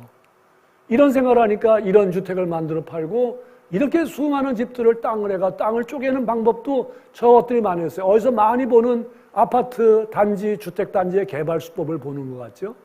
그래서 요새 이런 말이 부족하니까 사는 집이 필요하대요. 사는 집이다. 그리고 또 돈 주고 사는 게 있어요. 사는 이 똑같아요. 단어가. 그런데 진짜로 사는 집을 거주고 돈 주고 사는 집은 주택이에요. 주택과 거주 또는 주거와 주택은 다른 문제예요. 주거와 주택은 다른 문제예요. 주택이 해결됐다고 주거가 해결되는 게 아니에요. 근데도 불구하고 이 문제가 우리나라에 무슨 일이 있었냐? 제가 강조하고 싶은 게 있어요. 우리나라가 보면은 뭐라 그러지? 아파트 공화국이란 말을 해요. 다시 얘기했지만 아파트 공화국이라는 그 이름은 학술적인 이름이 아니에요. 줄레조라고 하는 그 프랑스의 학자가 박사 논문을 썼는데 그 박사 논문을 번역해가지고 현암사에서 번역이 나왔는데 그 번역한 책의 제목을 출판사가 아파트 공화국이라고 졌을 뿐이에요. 저자는 아파트 공화국이란 말 안 썼어요. 그럼 저자는 그 논문에서 뭐를 얘기했느냐? 한국은 이상한 나라다. 주택이라는 문제를 국가가 하나도 손을 안 대고 주택의 개수만을 하는 정책을 쓰는 나라다. 이상하다. 그거를 지적한 책이 그 책이에요. 주택을 사는 것, 주택을 짓는 것 모두 그게 개인에게 돌리고 개인이 대출을 받고 그 다음에 건설회사가 그걸 짓게 만들어. 토목은 그렇게 안 했어요. 토목은 국가가 공공이 나서가지고 토목 문제를 했어요. 그러니까 인식이 뭐냐면 토목과 도시계획은 공적이고 건축은 사적이다라고 하는 인식을 갖게 된 것이죠. 그렇게 해놓고 나서 주택정책이 뭐였냐? 우리나라의 주택정책은 이제까지 죄송하지만 주택 매매 정책이에요. 그 주택을 모두 개인에게 다 돌렸어요. 그래가지고 집값이 올랐어요. 오르고 나니까 다 사는 사람 잘못이래. 그리고 우리나라는 아파트 공화국이래. 나쁜 의미에서 보면 그렇게 한 공화국이죠.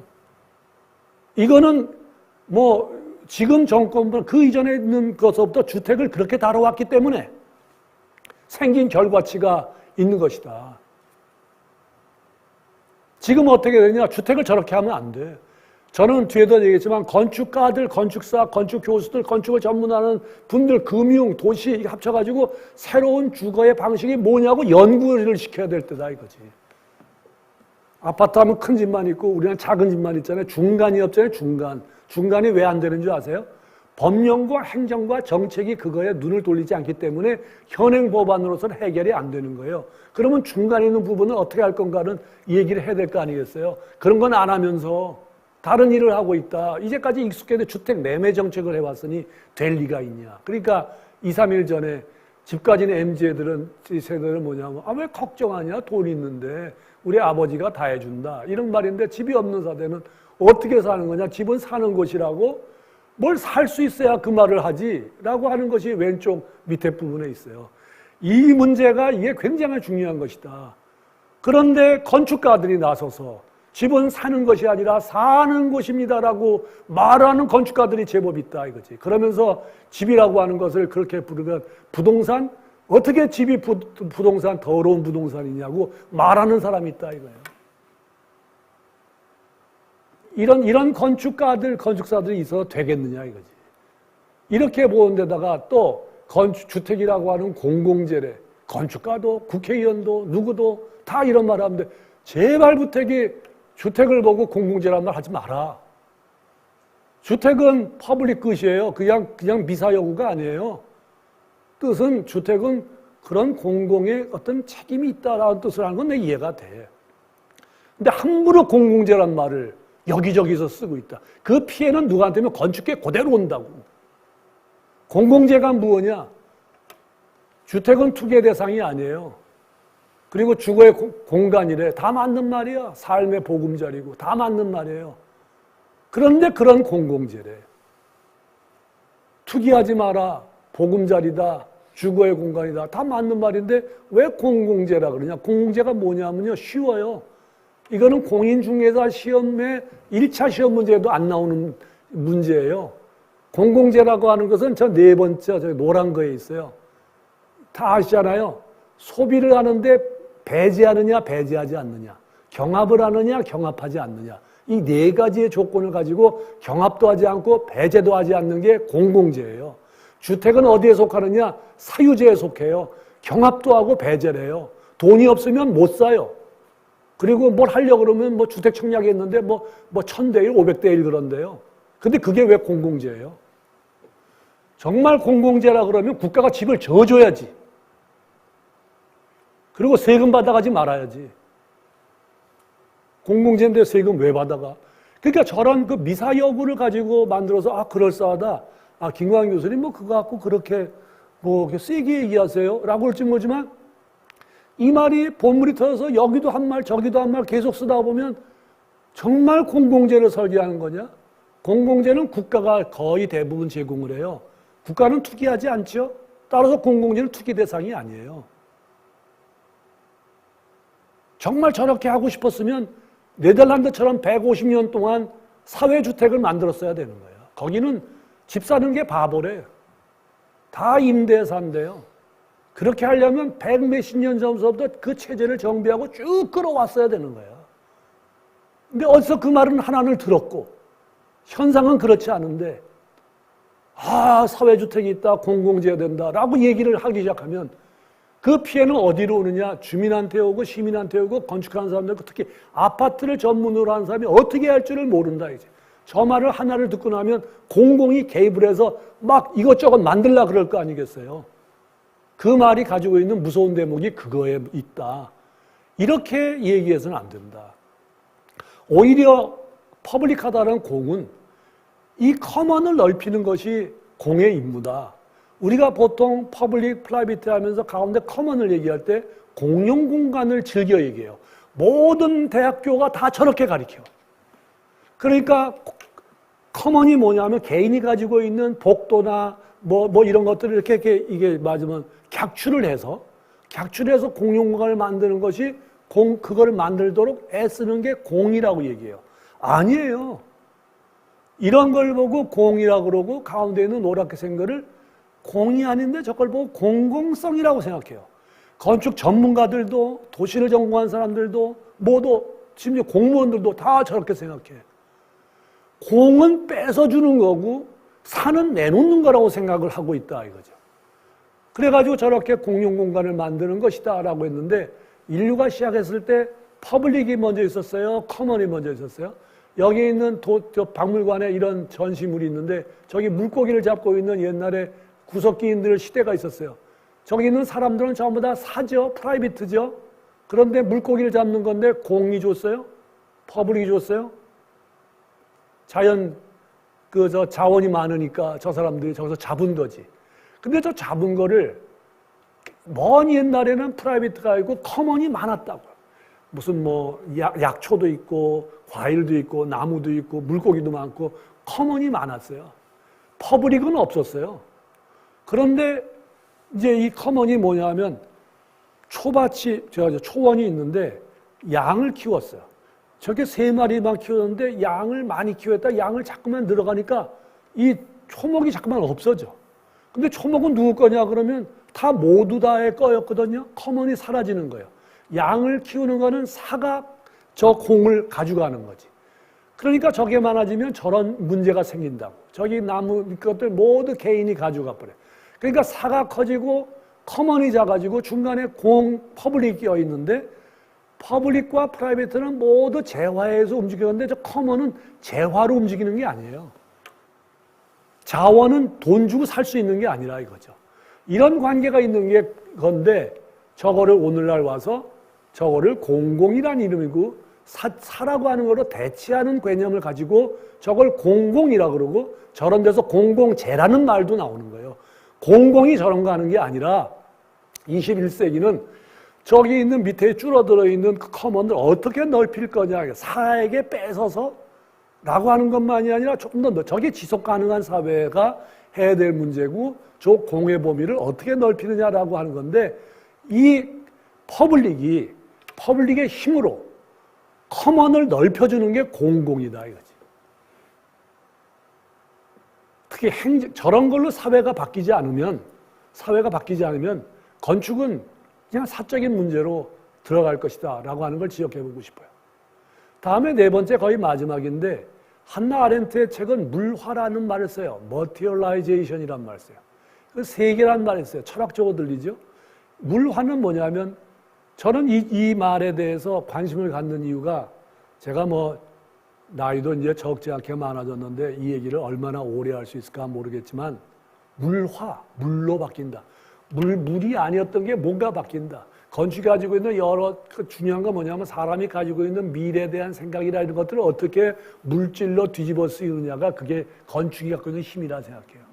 그러니까 말을 바꾸면 건축이 어떻게 사회를 바꿀 수 있을까라고 하는 질문에 대한 것들을 한나 아렌트로부터 읽고 싶은 거예요.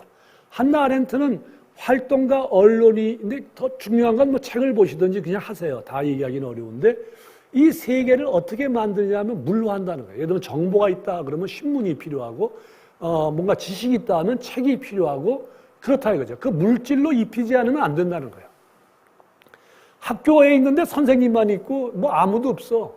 그런데 교과서가 있어야 뭐가 나오고 책상이 있어야 뭐라고 운동장이 있어야 뭐라지. 그런 거를 물화라 그러는 거예요. 물질로 입혀야 된다. 물질이 가장 많이 쓰이는 데가 어디예요? 건축이지. 토목은 재료의 양이 콘크리트다 그러면 그걸로 쫙 쓰지만 건축은 이런 재료 저런 재료 굉장히 많아. 그런데 한나 아렌트가 얘기하는 건 노동, 작업, 활동 세 가지를 분류해요. 이 말이 중요해요. 노동은 뭐냐 그러면 소비를 위해서 일하는 게 노동이에요.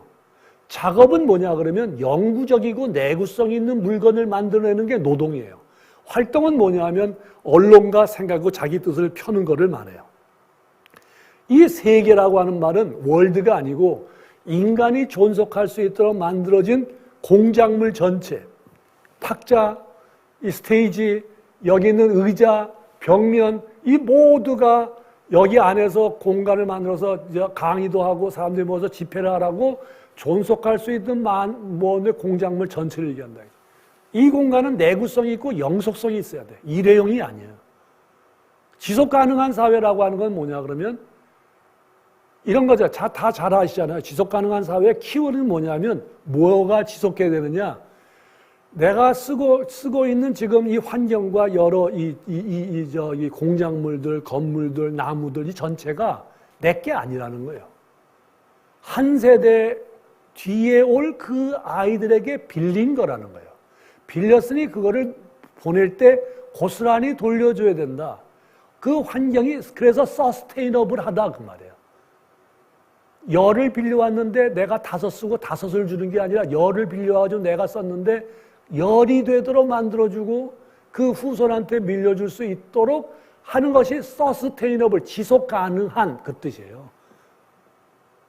그러니까 지속 가능한 사회는 뭐냐면 그런 환경을 만들어주는 사회. 지속 가능한 건축은 그런 환경을 만들어주는 건축. 그러니까 그 건물이나 환경은 내구성이 있고 영속성이 있어야 돼. 그러니까 오래된 집도 부시지 않고 다시 고쳤어. 오래 가도록. 그래서 이 폐교를 고쳐 쓴다, 오래된 건물을 고쳐 쓴다 하는 이유가 생기는 거예요. 그러니까 한나 아렌트가 그걸 알고 한 얘기는 아니었겠지만 세계가 이루어지려면 그건 따옴표가 붙어 있어요.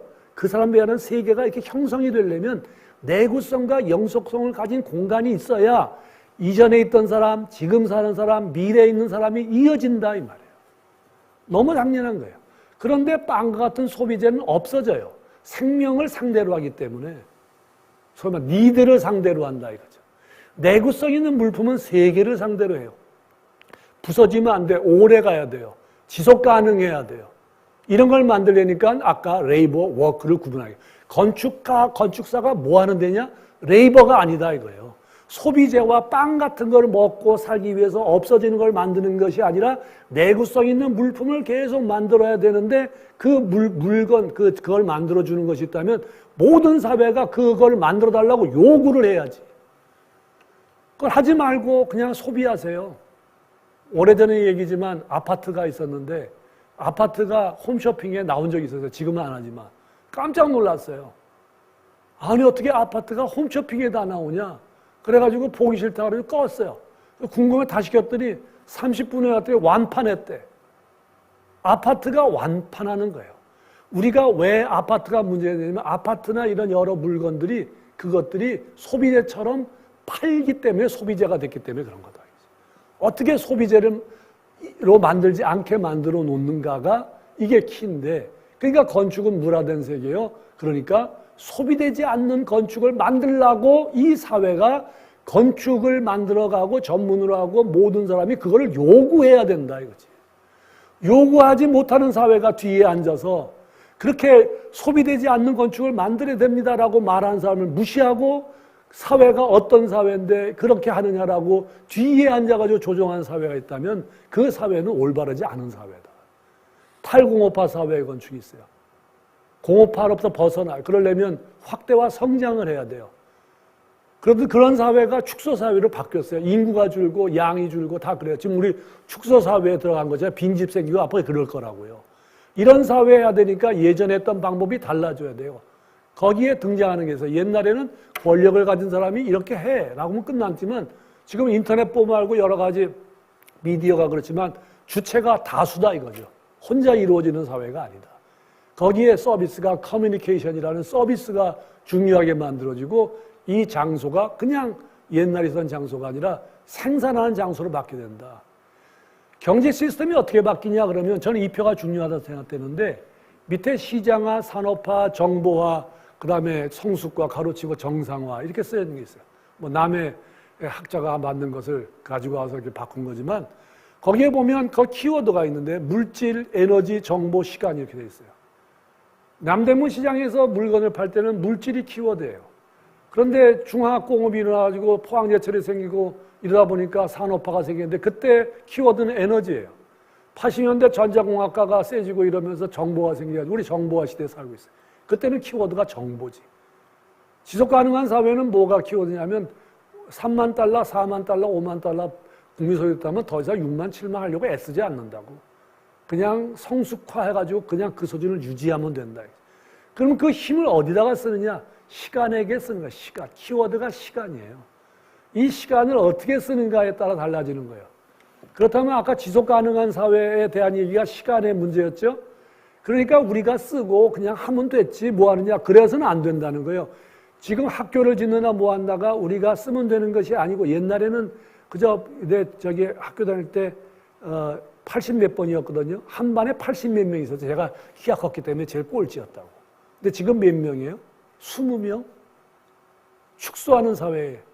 옛날에는 그 아이들이 하는 교실에 있는 학교만 지어주면 됐어. 근데 지금은 뭐냐면 학교를 지어주는 게 아니라 그거를 그 다음 세대가 이어주도록 만들어줘야 돼요. 그러니까 다음 세대에 있는 아이들과 그 사람들은 지금 우리가 만드는 건축을 기다리고 있죠. 릴레이 할 때 지금 계주를 하고 있는데 다음 선수가 그거를 바튼을 받으려고 기다리고 있죠. 그 기다리고 있는 건축을 만들자라고 하는 사회에 도달했다 이 말이에요. 근데 말로만 그렇게 지속 가능한 사회라고 말로만 하지 그렇게 실천되는 이해가 그렇게 활발하지가 않은 것 같다. 건축은 그러니까 미래가 기다리는 시대예요. 이 얘기는 새로운 얘기가 아니라 오래전에 호간이라고 하는 집을 나호 인디언족이 썼는데 제가 우연한 책을 읽다가 재밌다 그래가지고 주석에 적혀있는 글이었는데 눈에 확 띄어가지고 적은 글이에요. 나바호라는 인디언들이 젊은 사람들이 이렇게 할 때 이런 말을 하면서 내보냈대요. 호간이 없으면 너는 계획을 짤 수 없고 밖에 나갈 수도 없고 미래 위에 다른 것을 계획할 수 없다. 먼저 그러니까 호간을 져라 너는. 호간 안에서 앉게 되면 계획이 시작된다. 얼마나 지혜로운 얘기인가. 호간이 뭐죠? 집이죠. 집을 학교라 바꾸면 어떻게 되는가. 학교가 없으면 너는 교육의 계획을 짤 수가 없고 등등 교육의 계획이 학교 안에서 시작된다. 저게 학교만의 문제입니까? 건축하는 사람들이 많은 사람들이 짓고 이 사회가 필요한 많은 집들은 건축물들은 다 미래를 위해 짓는 거라고. 이런 생각이 없고 이거를 그냥 인문학적 멋있는 말이요 라고 얘기하면 저 강의는 필요 없어요. 그게 그렇게 되려면 항구성과 지속성이 있어야 돼요. 그 지속성이 세대를 물리면서 이루어질 때 세계가 이루어지는 것이다. 이렇게 된다 그랬으니까 모두의 미래를 만드는 건축이 있겠죠? 건축주가 누구겠어요? 아직 태어나지 않는 미래의 주인이 지금의 건축주겠죠? 그러니까 시청사를 짓는다, 구청사를 짓는다 하면 구청장이 내가 주인이야, 내가 건축주야 이렇게 하는 게 아니고 앞으로 다가올 그 아들을 위해서, 그 주인을 위해서 우리가 어떻게 해줄까라고 생각하지 하면 안 되는데 이것이 지속 가능한 사회의 근거가 된다. 그 영속성과 지속성을 가지고 있는 가장 으뜸이 무엇인가? 토목구조물도 중요하지만 건축물이 가장 대종을 차지한다. 지속 가능한 사회였기 때문에 건축을 강조하는 것이 아니라 지속 가능한 사회에 건축물이 어떻게 있어야 되는가를 굉장히 심각하게 다뤄야 된다. 우리가 전공을 달리하고 건축을 하지 않으면서도 국민 모두가 배워야 되는 게 있어요. 아까 먼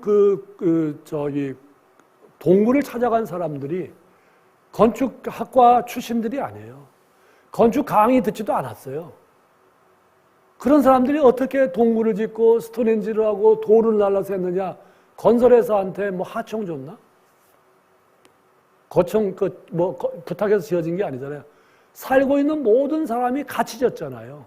그러니까 무슨 얘기냐면 건축물은 인간은 모두가 다 타고나면서부터 건축가라니까, 건설자라니까.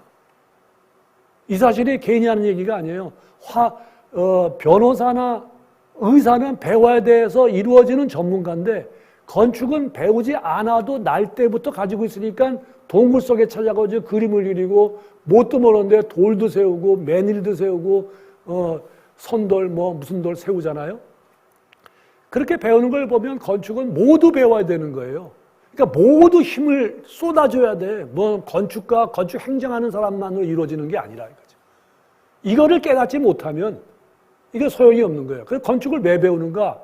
딴 게 없어요. 공통의 세계를 만들려고. 커먼 월드를 만들려고 하는 사람들이 모두에게 있었을 때 가능한데 이게 한두 사람에 가지고 이루어지는 건 절대 아니다. 집 안 세워진다 이거죠. 그래서 한나 아렌트가 이런 말을 했어요. 공통의 세계는, 커먼 월드는 우리가 현재 함께 살고 있는 사람과 현재 공유할 뿐만 아니라 이전에 그 전에 있던 사람, 이전에 있던 사람, 그리고 우리 다음에 오는 사람들도 공유한다.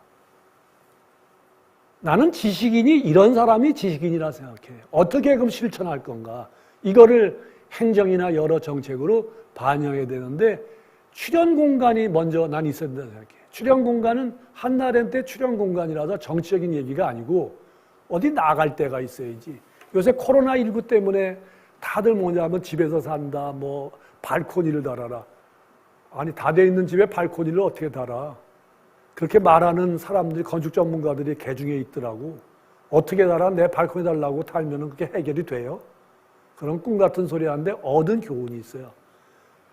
이런 역병이 생길 때 해야 되는 거는 아주 작은 3, 4, 5라도 모일 수 있는 작은 공간이 주변에 많아야 돼. 그게 없기 때문에 갈 데가 없으니까 집안에 틀어박히는 거예요. 밖에 나와보니까 앉을 자리도 없고 그냥 이렇게 머물러 있는 공간들을 소홀히 했기 때문에 생긴 게 아닌가. 코로나19에 있던 사람들은 외부 공간을 큰 걸 요구하지 않아요. 작은 것, 작은데 집적돼 있는 거를 모인 게 필요하다. 그것도 난 출현 공간이라 생각해요. 그래서 여기 보니까 하노이에 저런 춤을 추더라고. 싸이에 강남 스타일에 맞춰가지고. 참 이상한 사람들이다 봤더니 문제는 뭐냐면 저 광장이 있었기 때문에 가능해. 그런데 오늘날 저런 것들이 없으니까 어디 가냐면 카페에 가요. 돈 주고 사요. 그래서 앙네르페브르가 공간을 사용하는 가치가 아니라 교환하는 가치. 그러니까 사용함으로써 얻는 가치를 많이 만들어준 사회가 그게 지속 가능한 사회인데 돈 주고 가서 교환한다. 내가 5,000원 줬더니 그거를 1시간 동안 이용하고 커피를 주더라 하는 걸로 사서는 안 된다 이거죠. 여기 제가 이제 그냥 좀 하고 넘어가겠는데 시간이 없어서 룩셈부르라고 하는 공원이 있는데 저 공원이 왕궁이었어요. 그 왕궁이 굉장히 좋은 데가 많았는데 공화정이 바뀌면서 일반 시민들이 들어오게 됐어요. 언제냐면 1760년대예요. 저게 생기면서 일반 시민들이 들어오게 하자. 그래가지고 들어오게 한 다음에 저기 있는 긴 의자를 놔줬어요. 그때 사람들이 거기에만 앉아요. 의원들이 볼 때 왜 거기만 앉냐? 넓은 데가 좋은 데가 많은데 그렇게 하자. 그래가지고 이 사람들이 의자를 빌려주면서 돈 주고 받는 의자 할머니를 해온 다음에 의자를 들고 가고 싶은데 가라고 그랬어요. 그랬더니만 이제 그거 갖고 안 되니까 오늘날 와서는 의자를 아예 만들어주자. 그래가지고 의자를 만들어줬어요. 그래서 저걸 의자를 들고 아무 데나 갈 수 있어요. 그러니까 사용의 가치가 넓혀진 것이죠. 행정의 지혜는 저런 데도 생기는 것이다. 저런 생각을 할 수 있는 의원이 있었다. 그것이 행정이요 제도가 하는 것이다. 그래서 혼자 앉아도 외롭지 않은 사람들이 있어요. 혼자이기 때문에 앉고 싶은 사람들이 있어요. 의자를 들고 가서. 저것이 의자에 관한 얘기가 아니라 건축과 우리 환경에 관한 전반적인 얘기가 아니고 저 사람이 출연한 곳이죠. 저 공간에.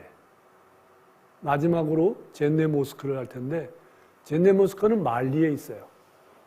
저희가 우연한 기회 봤는데 감동받았어요. 저희 이걸로 책도 쓰고 강의도 옆에 했는데 할 때마다 건축이 저랬구나. 근데 여러 이걸 들으시는 분, 여기 앉아 계신 분들 이거 진지하게 생각하시고 나머지는 다 잊어버려도 좋으니 저거를 가지고 건축 가지고 우리도 해보자라는 마음이 깊이 우러났으면 좋겠어요. 저기에는 흙으로 지어진 모스크가 있었어요. 그래가지고 흙으로 지어지니까 저거는 비가 오면 다 씻겨 내려가요. 유네스코 문화유산인데 곧 없어질 10개의 유네스코 문화유산 중에 하나래요. 그냥 놔두면 그냥 무너져 버리니까. 진흙으로 만든 온 자기네 집도 다 진흙이에요. 그런데 이것을 건기가 끝날 때, 우기가 시작할 때를 대비해가지고 그 전에 보수공사를 매년 해야 된대요. 근데 여기서 일하는 사람들이, 도시인 전체가 그 일을 해요. 언제부터? 4개월 전부터. 여기에 참여하는 남자들은 4,000명이래요. 그냥 주어서 한 게 아니라 전부 다 조직을 해가지고 어떻게 저거를 우리가 보수를 하고 어떤 진흙을 만들까를 연구를 해서 자기 나름대로 비법을 만든 다음에 할당된 구역에 올라가서 기다리고 시간이 딱 되는 거예요. 8시간 해가지고 도편 진흙을 만드는 나이 많은 신분이 미라프라고 하는 그거를 가지고 메카 방향을 보는 데다가 진흙을 칠해요. 끝났다가 중요한 부분을 칠해서 끝났다고 하는 신호가 벌치면 와 하고 달라붙어서 진흙을 머리에 이고 저거를 보수하기 시작합니다. 모든 사람이 저렇게 합니다. 우리나라 아파트가 있는데 아파트가 어떻게 이기적이지 않게 되는 방법은 철문에 있는 것이 아니라 저는 이렇게 생각해. 아파트 관리비의 10분의 1 또는 20분의 1은 누구한테 맡기지 말고 주민들이 알아서 공동의 방법으로 써라. 요것만 정하면 칠도 같이 하고 풀도 같이 뜰 수 있을 거예요. 그렇게 만들어지면 공동체가 생겨요. 짓기에 참여하는 것이죠. 지금 이거는 짓기에 참여하고 있어요. 매년마다. 꼭대기에 올라가서 저기인데 가운데 저 빨간 옷을 입은 사람의 포즈를 보면 기가 막힌 포즈를 하고 있어. 기뻐서 하는 거예요. 자기네 아이덴티티가 있는 거예요. 짓는 걸 통해서. 그리고 여자들은 저게 말릴까 봐서 물도 깃고 있어요. 사진이 많아요. 저것뿐이겠어요? 제가 빼서 그랬는데 다 끝난 다음에 저 사람들이 몸을 씻기 위해서 22km 떨어진 바닝항이 있는데 간대. 모두 간대. 거기서 몸을 씻고 옷을 말리고 집에 돌아가는데 그 시간 동안 연로하신 나이 드신 분들은 모스크 앞에서 기도하고 아이들과 함께 그걸 한대. 전 국민이 한대. 제가 건축 기본법을 만들자고 주창한 사람이에요. 아무도 모르시겠지만. 그리고 연구했어요. 건축기본법에 있고 시행령까지 거의 제가 썼어요. 많이 바뀌었지만 중간에. 제2조가 이렇게 썼어요. 제2조. 국가와 지방자치단체와 국민 모두의 공동의 노력으로 이런 말 썼어요. 그때 법제처에 갈 때 이 공동의 노력 빼지 않았으면 좋겠다. 그랬더니 그냥 쓴 수식어인 줄 알고 안 뺐어요. 근데 아무도 신경 안 쓰는 것 같아요. 건축기본법의 가장 중요한 건 국가와 지방자치단체와 국민 모두의 공동의 노력으로 그 공통의 세계를 만들고 사람으로 하여금 자기의 아이덴티티를 만드는 일에 적합한다는 생각 때문에 그런 거예요. 그 공동은 미사여구가 아니었어요. 그렇게 해서 이루어지는 것들을 표현했는데 사회가 사회에 새로운 제안을 할 줄 모르는 건축이 있다. 건축 집단이 있다. 그러면 건축을 무리하게 질서를 지키라 사회는 요구해요. 그런데 규구 준승이라는 말이 있어요. 규란 컴파스예요. 법규. 법이라고 하는 건 컴파스를 돌려서 모두 동등하게 적용되는 걸 법규라 그래요. 규는 컴파스거든요. 구는 뭐냐면 수평자, 수직으로 되어 있는 자예요. 곱자. 수직과 수평을 재는 거예요. 어김없는 거예요. 준이라고 하는 건 수평자예요. 승이라고 하는 것은 먹줄이에요. 목수가 가지고 있는, 소위 말해서 건설자, 건축가가 가지고 있는 4개의 도구를 얘기해요. 그걸 보고 규구준승이라고 그래요. 규구준승이란 말을 쓰는데 목수가 쓰고 다니는 도구라고 생각하는 건 아무도 없어요. 저게 사회 질서예요. 제가 글자나하고 침소봉대한지 모르겠지만 건축이 해야 될 일은 뭐냐면 사회의 질서를 새롭게 주는 일이 건축 속에 있다. 그러니 사회는 그렇게 해달라고 주문해야 된다 이거지. 그런데 왜 지금 같은 주택이 있고 있는데 왜 전문가한테 새로운 주거의 형식이 뭐가 있냐고 요구하는 데가 왜 대한민국에는 하나도 없는가? 전부 다 왜 명령만 하는가? 이기적인 공동체가 있는 주거를 사는 설계자와 시공자로 만들어 놓는가? 소비되지 않는 건축과 주거를 만들려면 어떻게 해야 되는가라고 전문가한테 물어야 될 거 아니냐. 그리고 전문가들은 공부해야 될 게 아니냐. 왜 아무 소리도 안 하고 조용히 지내고 있는가. 그런 데가 전문 집단인가 하는 생각이 든다. 이거죠. 규구준승이란 말은 한자어지만 과연 저거를 떳떳하게 실천할 수 있는 사회며 건축인가 그거를 되물어 볼 수밖에 없지 않는가. 제가 나이가 50이면 좀 더 얘기하겠는데 적지 않은 나이니 이런 얘기 못하니까 이런 얘기를 하는 걸 두고 자기는 얼마나 잘하는데 그런 비판이 부디 없기를 바라요. 제가 오늘 얘기하는 건 여기까지입니다. 끝입니다. 경청해서 대단히 감사하고 꼭 사회가 이끌어지길 바랍니다.